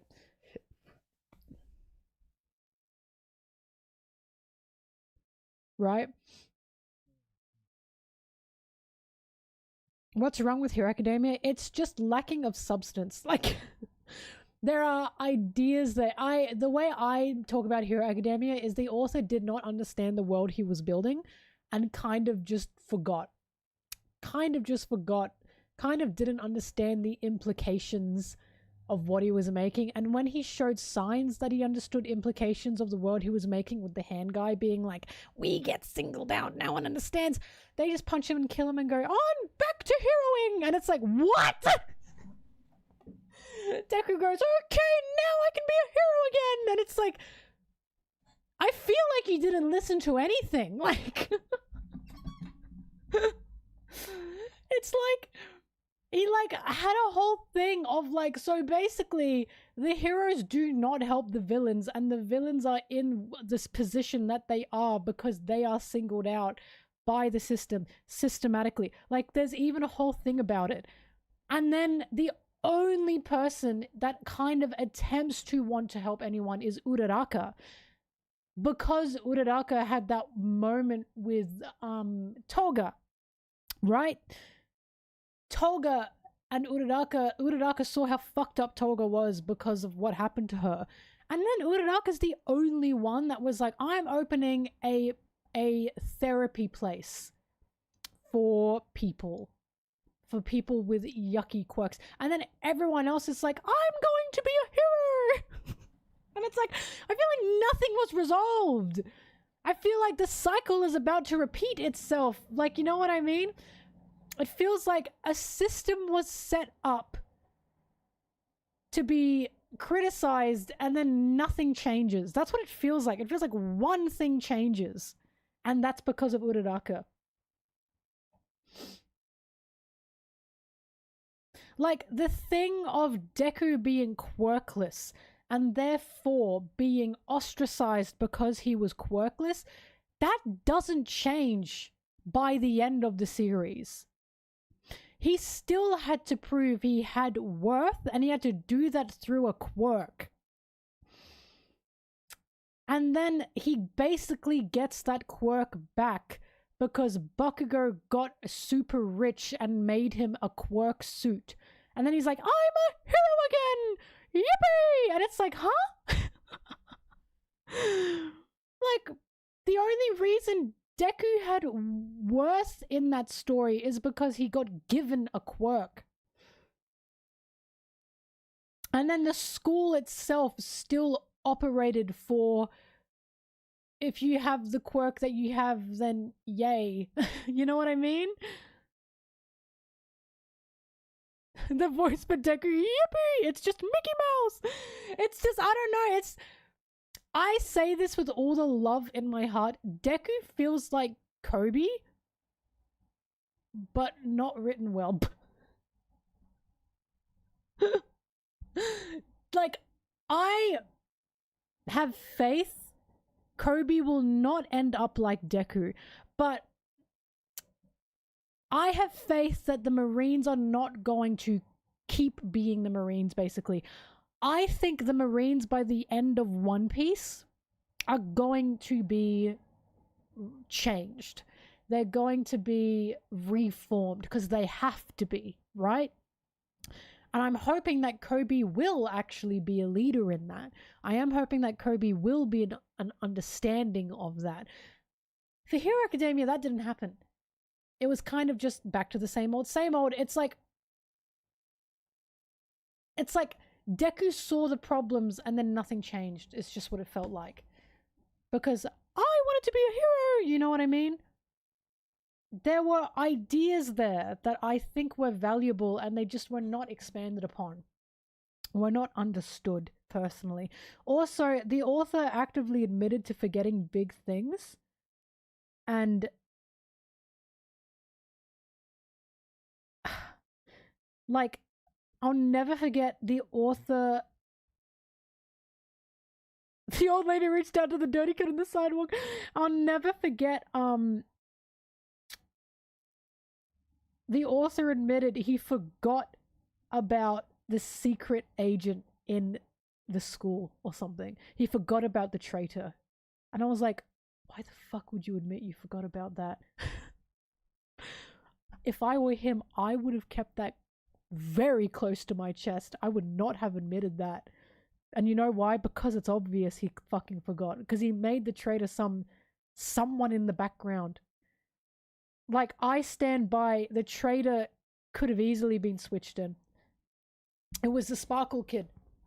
It was the Sparkle Kid with the belly laser beam. And it's like, you could have picked fucking anyone in the background at that point. Anyone. It was just ridiculous. And I remember thinking it was going to be Denki, the electric guy, because they talked about how rare of a power electricity is, and they talked about one of the reasons electricity is so powerful and rare is due to the way you can like tap into things. You can control electric currents. So I was like, oh, so Denki's probably managing to get messages from the evil villain society because he has the power to be able to do that, and he's associating himself with Bakugo and with other people such as the brainwashing guy. And I was like, oh, he's like with the peoples, you know? He's with the peoples. And he had the power for that. He picked the one guy that has the power that does not at all correlate. Not at all correlate with the villains to be able to be a villain. And I was like, what? It was just ridiculous. And it's like, you can tell that he totally forgot because he didn't follow up on it very well, in my opinion. And another thing that I think he didn't do very well is he didn't differentiate very well. He didn't show an understanding of evil powers versus good powers. And I think that was such a waste. I've talked about this before. I've talked about this before to the point that someone actually made art of this because of how I've talked about this. Bakugo is such a waste. He's such a waste.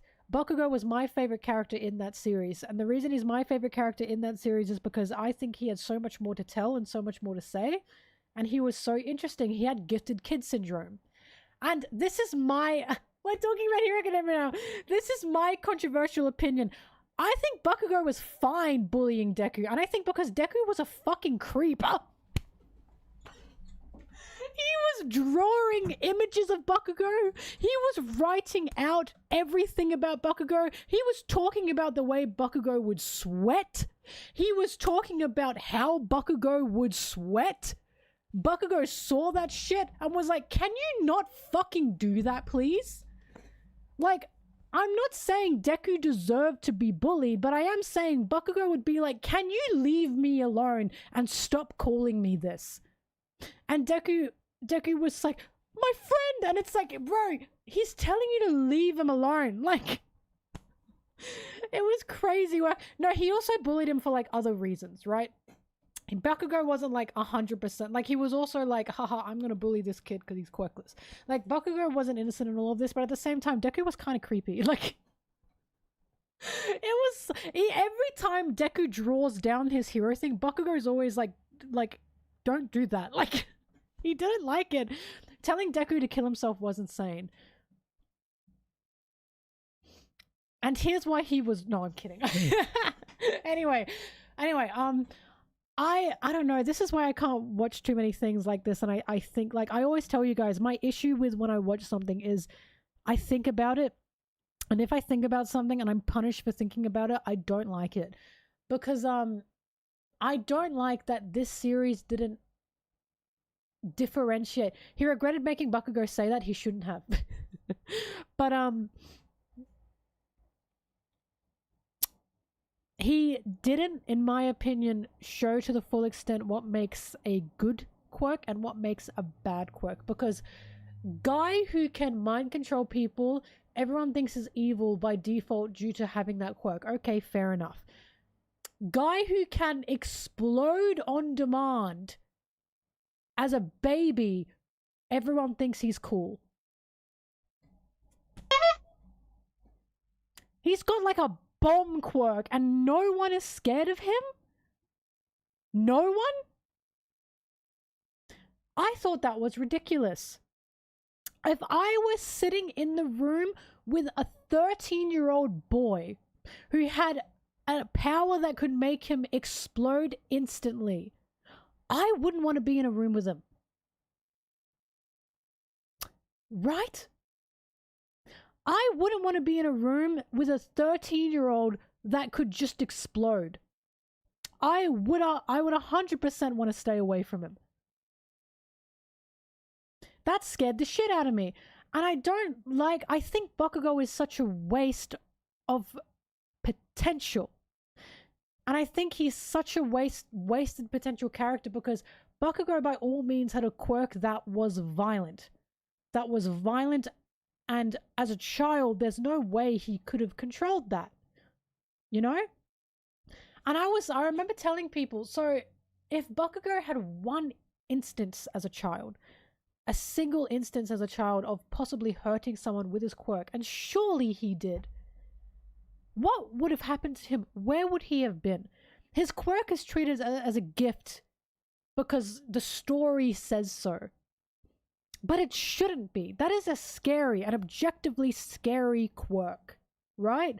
And I always said there should have been a point in the series where Bakugo tries to save someone within the school, right? He's in the program, he tries to save someone, and he uses his quirk, he sets off his own bomb, he's a walking bomb, and not only does he blow someone up, he blows up civilians, he blows up people. Because imagine the character arc he could have gone through with that, right? But somehow that never happens. Somehow he just always has perfect control over his quirk to never hurt anyone but people he wants to control or people he wants to hurt. They tried to do X-Men but did a worse job. Kind of, yeah. Honestly, yeah. Because I remember when I started Hero Academia, I remember thinking that kid's got a really scary quirk. And I just think he was such a waste. I think he was such wasted potential. Because I was like, I feel like there's no conversation here of any quirk can be dangerous. Because society within Hero Academia was inherently labeling good, bad quirk. But that's because of what they perceive as good and what they perceive as bad. But any quirk can be dangerous. And in my opinion, that's never discussed. That's never talked about. The reason X-Men's different, obviously, is because there's the X-Men and then there's the non-X-Men, right? Like, that was a metaphor for the oppressed and for anyone singled out for, like, racism, right? Oppression. That's what X-Men was all about. I wouldn't say Hero Academia was really about that, and if it was trying to be about that, it didn't do a very good job. But, it just felt like there were half-baked ideas, but not minorities, thank you, yeah. It felt like there were half-baked ideas because we are told there are good and bad quirks, and then that's not really expanded on. It's just, here's a good quirk and here's a bad quirk. Let's not explain why good quirk and why bad quirk, even though good quirk looks like that should be a bad quirk. Like, I thought that was a real waste, and I thought that could have been incredible.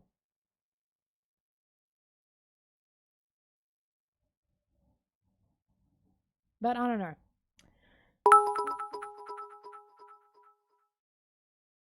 You should read or watch Magi. It has such a great art Magi. I style, know you mean the characters are interesting, and its political representation is almost on par with One Piece.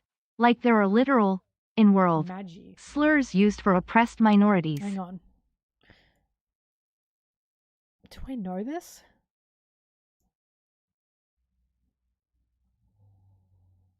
I've heard of this. This was big back in the day.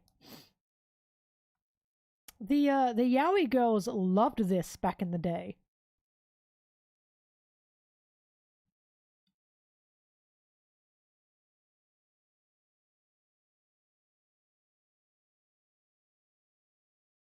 Interesting. I'm always cautious. Look, I'm always cautious when I'm recommended a shonen because 9 out of 10 times I don't like it. But we'll see. It's just kind of hard to beat One Piece, honestly. But anyway. What was I saying? So, I don't like Hero Academia because it frustrates me. It really frustrated me. It just felt like it could have done more than it did, to such like real heavily could have done more than it did. Also, it started focusing a lot more on the adults than the kids, and I was like, what?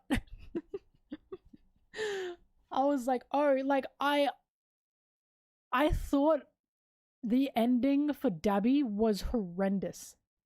Horrendous. I cannot tell you guys how crazy it was to go from Hero Academia with Endeavor's story to One Piece with Whole Cake Island. I cannot tell you how fucking crazy that was. Because it's like, I remember... Howdy do, boys. I know some people don't agree with me with Endeavor, but I didn't like Endeavor's story because I don't think it was handled...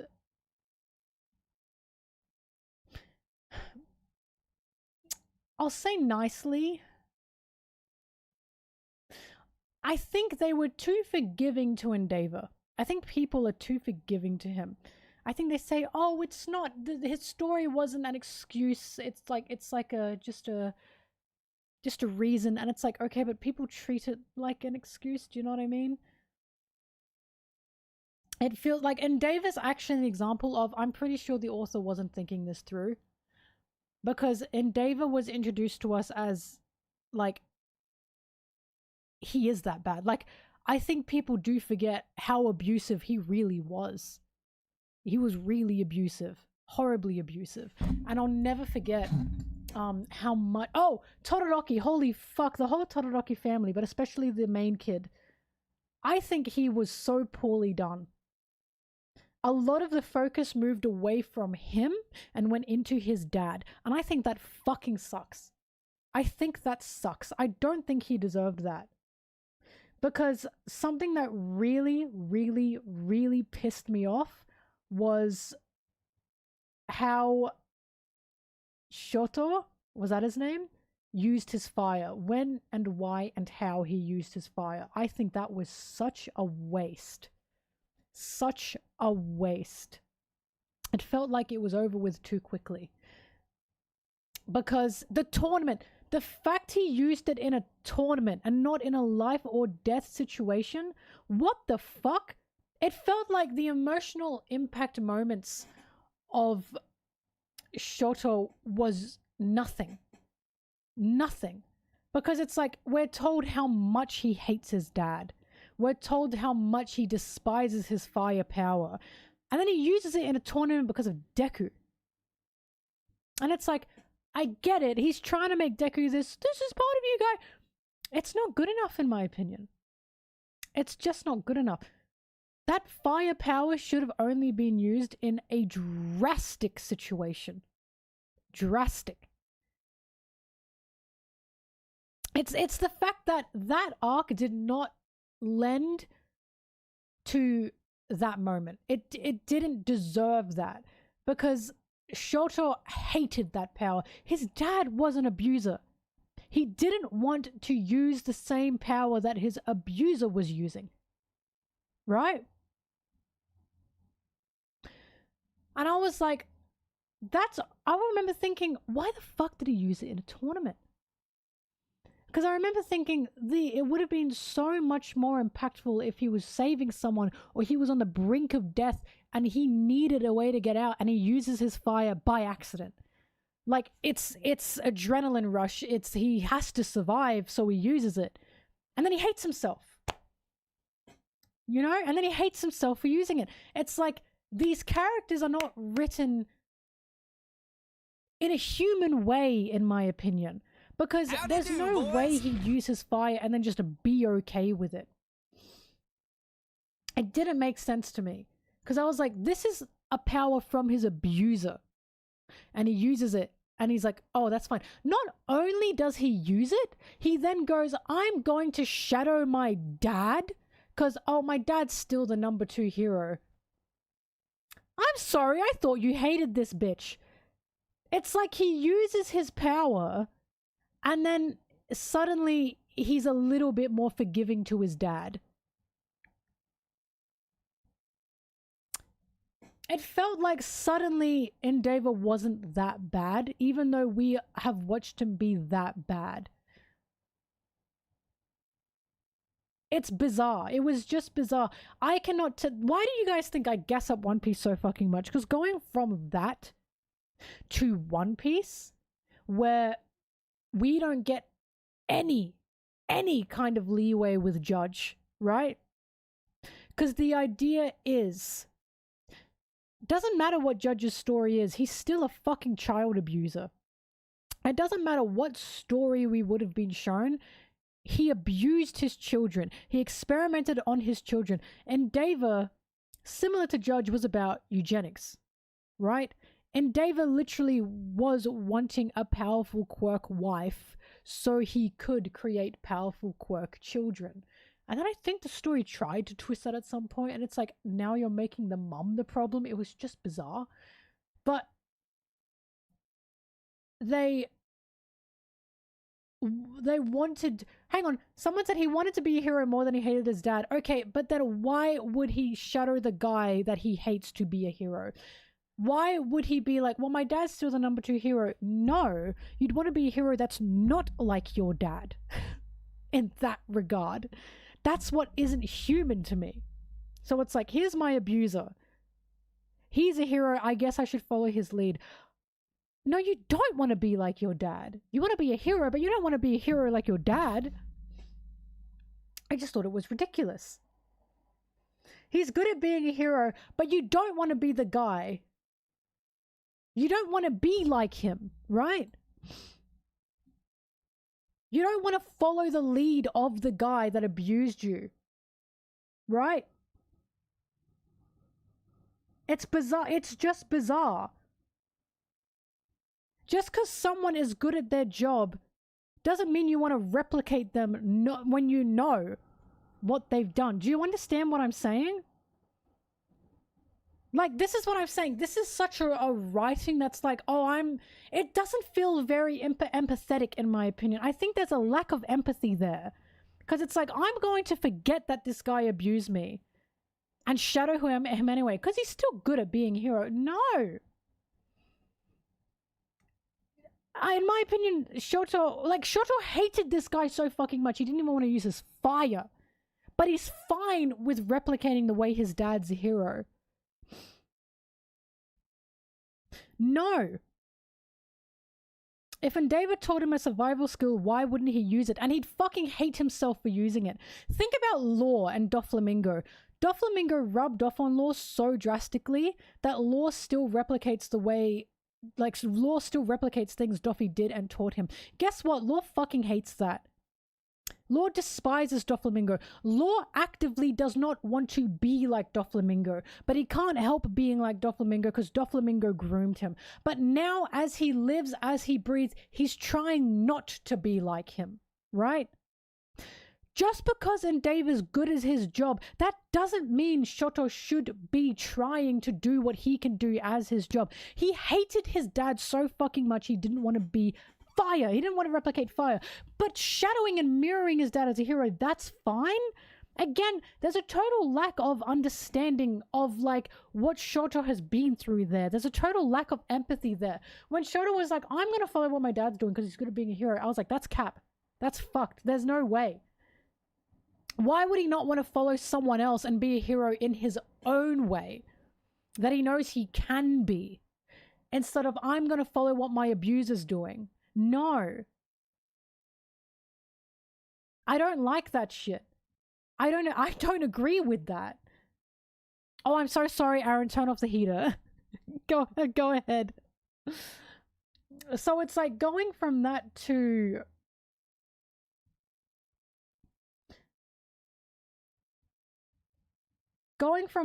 One Piece, where we see Sanji be abused by Judge. But here's the thing, Here's why I know Oda was really thinking about the way he was writing this family dynamic and was writing Sanji's abuse.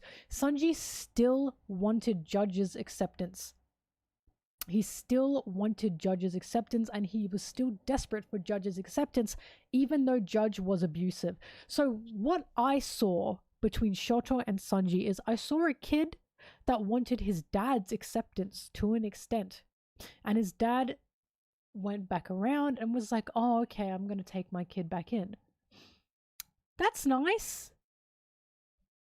I guess if you are not thinking in regards to how these situations usually work, because what I think about the way Oda writes One Piece is he writes it with this beautiful, colorful glaze, but under it all, it's so real. And I remember being so relieved when we got to Judge's story. And even though Sanji had become this incredible person, even though Sanji had become powerful and strong, it still wasn't good enough for Judge, right? It still wasn't what Judge liked, because Sanji would never be good enough for Judge. My issue with Shoto and Endeavor's story is it feels like it doesn't break away from, I still need daddy to love me. I still need to look up to daddy and idolize daddy to an extent, right? It still doesn't break away from that. And maybe I'm too woke, I don't know. But I personally don't like that storyline because I think that's dangerous. I think that's a bad thing to be teaching children. I think that's not something kids should learn. Because the reality of the situation is a lot of the time when you have an abusive parent, they're not going to just turn around and be like, oh God, I've seen the error of my ways. And usually the only time they do that is when you're grown up and you now have the ability to leave. And now they're like, oh, fuck the consequences of my actions. Now I got to start love bombing them. You know what I mean? Shoto tells his dad he can shove it, but then he never really disconnects from him. Do you understand what I mean? He still is following him. He still is idolizing him to some extent. They are still really together as a family. Even at the end, and Dave is like, I can make up for the way I treated my children. And it's like, no? Like, he's like, I was a bad dad, but I can do this. And it's like, Dabby's in the fucking thingamabob machine. He hates you. And you're like, I can sit here with him. I just think it's a lesson that's bad. The only one that says fucking fully is the older sister. I remember it was one kid. Yeah, it was one kid. And I simply don't like that lesson. I don't like that lesson. I remember thinking Sanji's story is so much healthier for children in Sanji's situation than the Todorokis are. I think it's so much healthier because Sanji was desperate for daddy's validation. He had a shadow hanging over him because he was never accepted by Judge, therefore he never felt accepted overall. Right? And it weighed on him. He never had self-worth because of what Judge did to him. And outside of Judge, he found a family. Basically, Sanji's story is about you don't need that acceptance from your children. from your dad. You don't need that acceptance from the person that brought you into this world, right? That's not where you need it from. Sanji even has a line where he says, he talks to himself. He says, little Sanji, like little me. It's so heartbreaking. And he's like, do you think he deserves your respect simply because he's your dad? And then he's like, I don't have one good, he says, you don't have one good memory of that guy. He's basically so traumatized by this guy that he's othering his childhood self. He talks about what Judge did to him like that's someone else. I don't know about you guys, but that's usually a bad sign. That's usually a sign this person has really fucked them up. Right? You can bring up spoilers, go ahead. I know everything about it. I've read it all. I've read it all thinking maybe something will change. God, Dubby's story was horrible at the very end.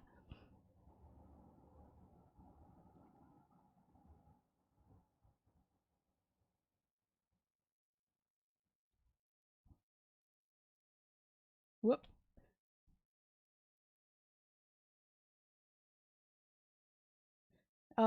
Sorry, I was waiting for the spoilers, the so-called spoilers, but I think the Sanji story is so much healthier for kids, because I think my issue is if you have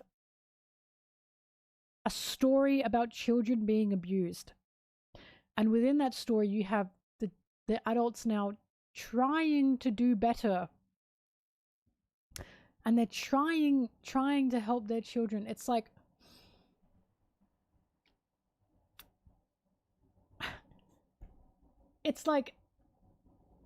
realistically that doesn't tend to happen. And a child should not be the one having to forgive their parents. Like, that's not something that should be happening. They are the adult in that situation. You know what I mean? They were the ones that were raising them. Like, I don't like the lesson of, oh, now the adults trying their best. And it's like, so fucking what? Like, do you know what I mean? So what? I think if you were cruel to your child and you are now trying to make up to your child that you were cruel to them, I think you deserve all that abandonment from your child. I don't think you deserve anything from your child. Nothing. I don't like stories like the Todoroki stories, because there's something in there of like, well, if your abusive dad is trying his best, then maybe you should give him a chance. No! I actually do not think abusive adults do deserve a chance. I don't think they do. Is that controversial to say? I don't think an abusive parent deserves any single chance from their child. You know why? Because it doesn't matter what you were going through as an adult. It doesn't matter what's made you this way as an adult. You have abused a child. So why do you deserve that chance? Do you know what I mean? Because I think there's I just think that there's this push of like, look, there's such a heavy in stories, especially there's such a heavy push on the power and impact and hold of blood family, right? There's such a hold of the power of father and son or mother and daughter. And it's like, well, if we can make up, why shouldn't we? You know, and I really don't like that. I don't like that kind of storyline. And again, maybe I'm just too woke. But I don't like the story of, oh, well, your parent is really trying, so maybe you should give them a chance. And it's like, it just feels like guilt tripping a child. I don't know. Maybe I'm woke. It's just maybe I'm too woke. I just don't like that kind of story. I don't like that. Well, maybe I should give them a chance just because they're my parent. I just don't like that.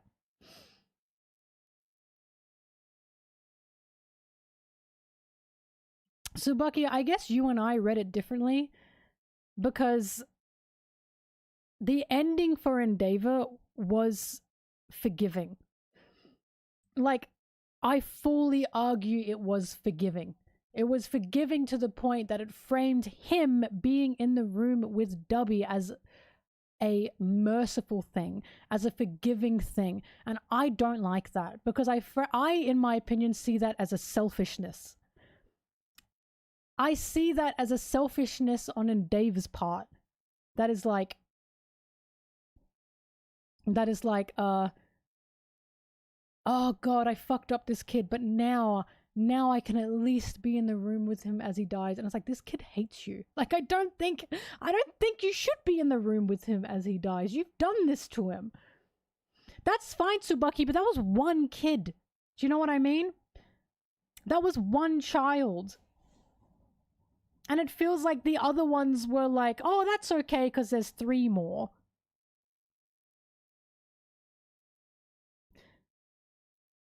Like, I get what you're saying, but I'm saying I don't like the way the whole family was written.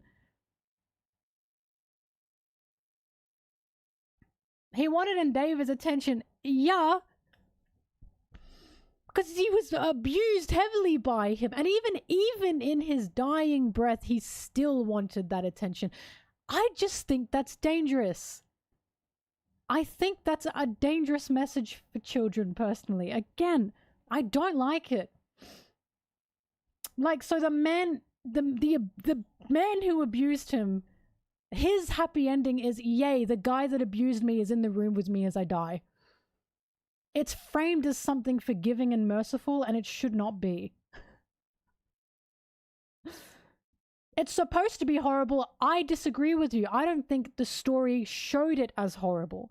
I think the story showed it as forgiving. Tsubaki, I think you're like me and you saw that as horrible, but the story didn't frame it like that. The story framed it as a redemption for Endeavor. I think it did. Exactly, it does not show it as horrible. So Tsubaki, I think you're like me, and I think you're reading this in that way, but I don't think that's how it was meant to be framed. Like, I just don't think that's how it was written. I think it was written in us looking at it like, oh, yay, what a happy ending. Because why would that be the ending otherwise? You know what I mean?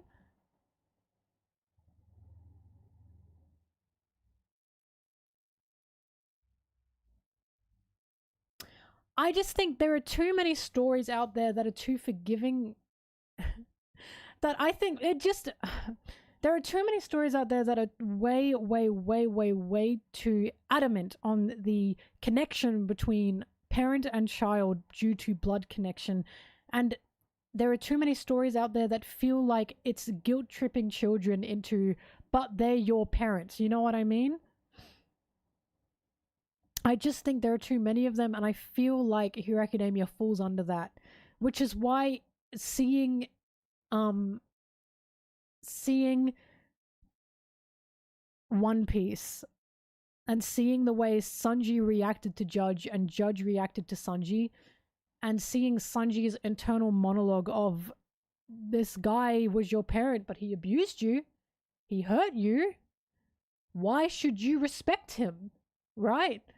And it ending on Judge saying, I don't need you, I don't need your approval, I don't need anything from you, I found my approval, I found it out there, I found a family that will actually love me, I found a dad that will actually love me.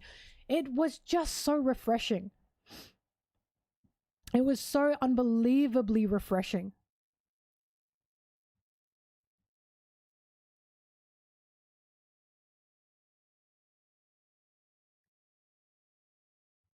Endeavor did not expect any of his kids to forgive him and was okay with that because he knew he fucked up. But that's being sympathetic to the abuser. That's my issue. That's still being sympathetic to the abuser. It's still like going, oh, I know I fucked up. You abused children. Like, I don't think it just feels like the story was too nice to him.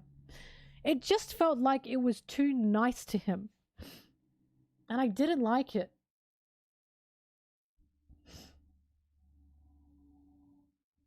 Bo's story about getting over her past by forgiving her abusers. Yeah.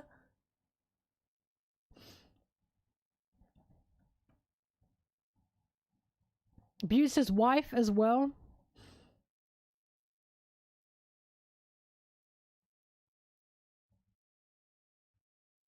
Is the niceness what makes BoJack Horseman work for you when Endeavor doesn't?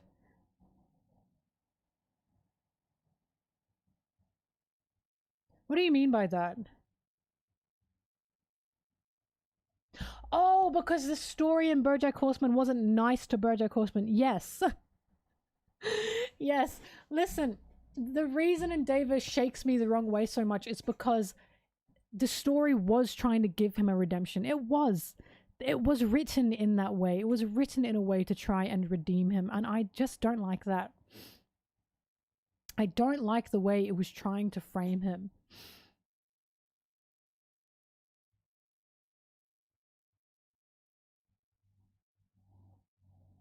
They tried to turn. I just don't care. However you slice it, they did try to make him nicer.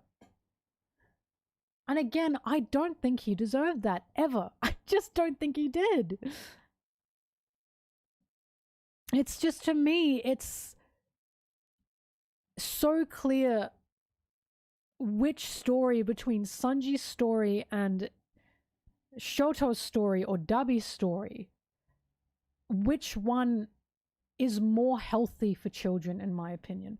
Which one is more healthy for children in their situation, in Sanji's situation, right? Because the thing is, even if it's like, oh, and David tried to do a good thing, it's like, if you were a child in Sanji's situation and you read a story like Shoto's, you'd be like, oh, maybe one day my abusive parent will try to be nice to me. Do you guys see where I'm coming from here? That's why I don't like those kinds of stories. Because I feel like it's a trap, personally. It doesn't feel right. I think you can like Endeavor, by the way. I think you can like him. I think you can like him because he's still a fake character. Jojo and Endeavor are completely different. They both still abuse their children. That's not what I'm talking about. You're totally missing my point.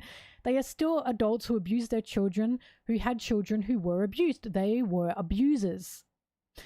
Right? It doesn't matter how different they were. I'm saying, if you are a child in a situation where your parent is abusing you and you read these two stories, one of them is, maybe one day my abusive parent is going to be nice to me. The other one is, I don't have to actually ever get approval from my abusive parent. I can find happiness away from my abusive parent. That's a much healthier mindset. A much healthier mindset, in my opinion. That's the issue. My issue is, I'm thinking about this in a position of, like, the position a child in Sanji or Shoto's situation would be. And I'm saying that Sanji's story is a lot healthier in so many ways. Is a lot better for children in so many ways, due to what Sanji realized and what he discovered. Right? Again, the Hero Academia's story was just too sympathetic to Endeavor. They tried to show his reasonings that wasn't right. He didn't feel he had to get his approval, no, but he still followed him. He still didn't disconnect from him. He still was his family. And Davis still faced a change in the story that made him more sympathetic. Again, I just don't think that's a healthy story.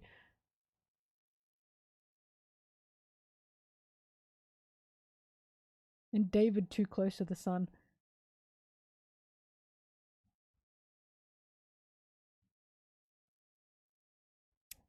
The autograph Sanji gave Bato. When did he give him that?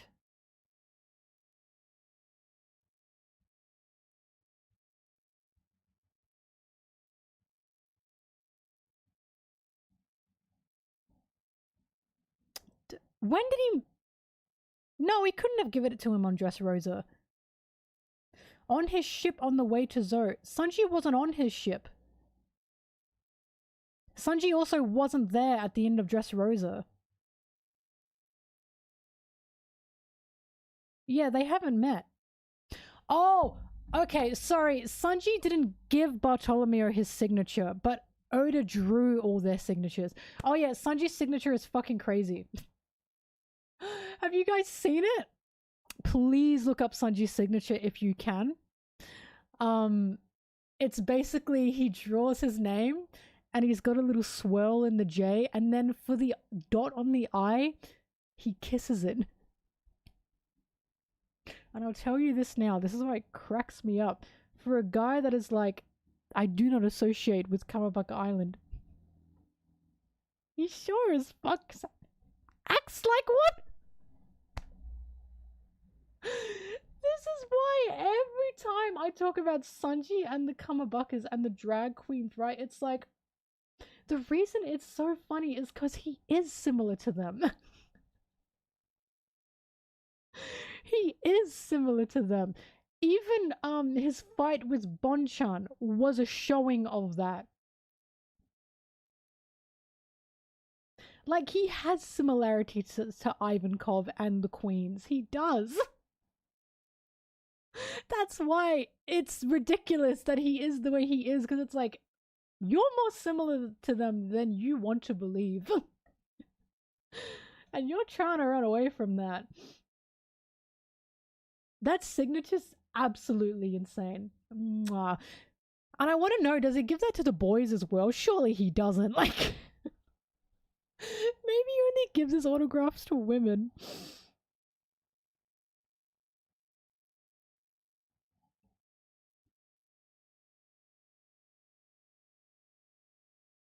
I'll never forget in Egghead, one of his moves was literally Ivankov's moves. I'll never forget that. That drop kick, that's Ivankov's move. I haven't seen Land of the Lustrous, no.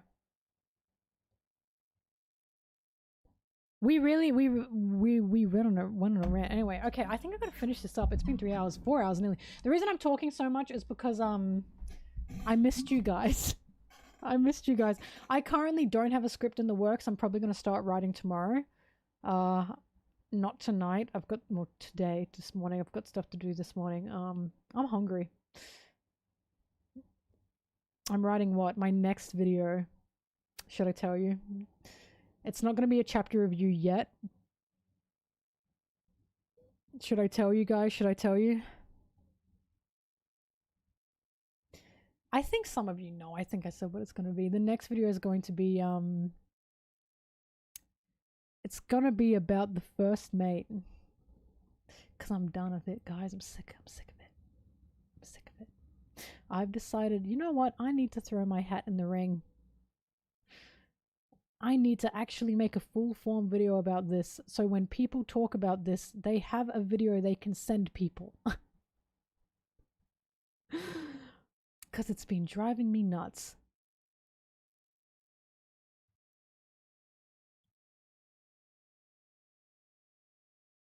An Usopp video.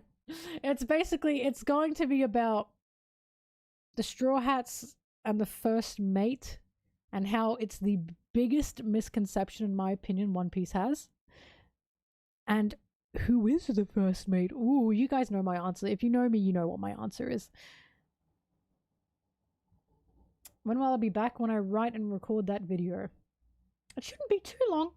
It shouldn't be a very long video. Honestly, this video should be under 20 minutes. I say optimistically. Optimistically.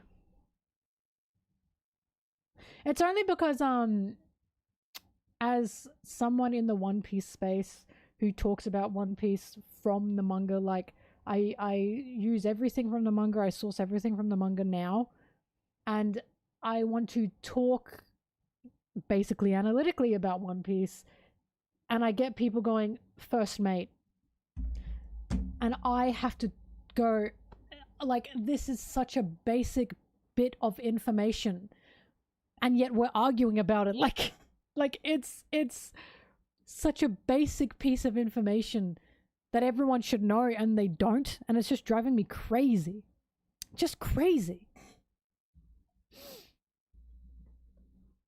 First chum.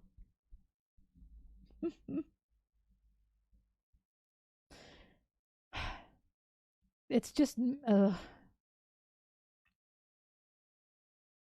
so we'll find out. Condoriano.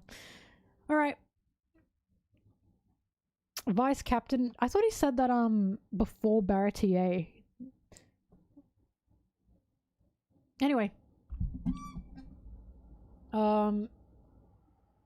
I will be going now. Good talk, everyone. Good talk. We kind of went off track. Please read this. It's really good. Like I said, certified Sunji fan stamp. Sunji fans love this. We love this. And the reason we love this is because, yep, that's Sunji. Again, best depiction of Sunji I have ever seen. Outside of the manga. Worst depiction of Sanji I've ever seen outside of the manga is the live action. Oh my god! Okay, I'm leaving now. Oh my god, thank you everyone. I super duper appreciate it. I will be seeing you guys probably through the week. I'm sure I can get the script done in a day. It shouldn't take me long to write the script. So probably in the week. Alright. Thank you everyone. I'll see you when I see you. Bye bye. Bye bye bye bye bye bye bye bye bye bye. Oh bye bye bye bye bye bye bye bye. Bye.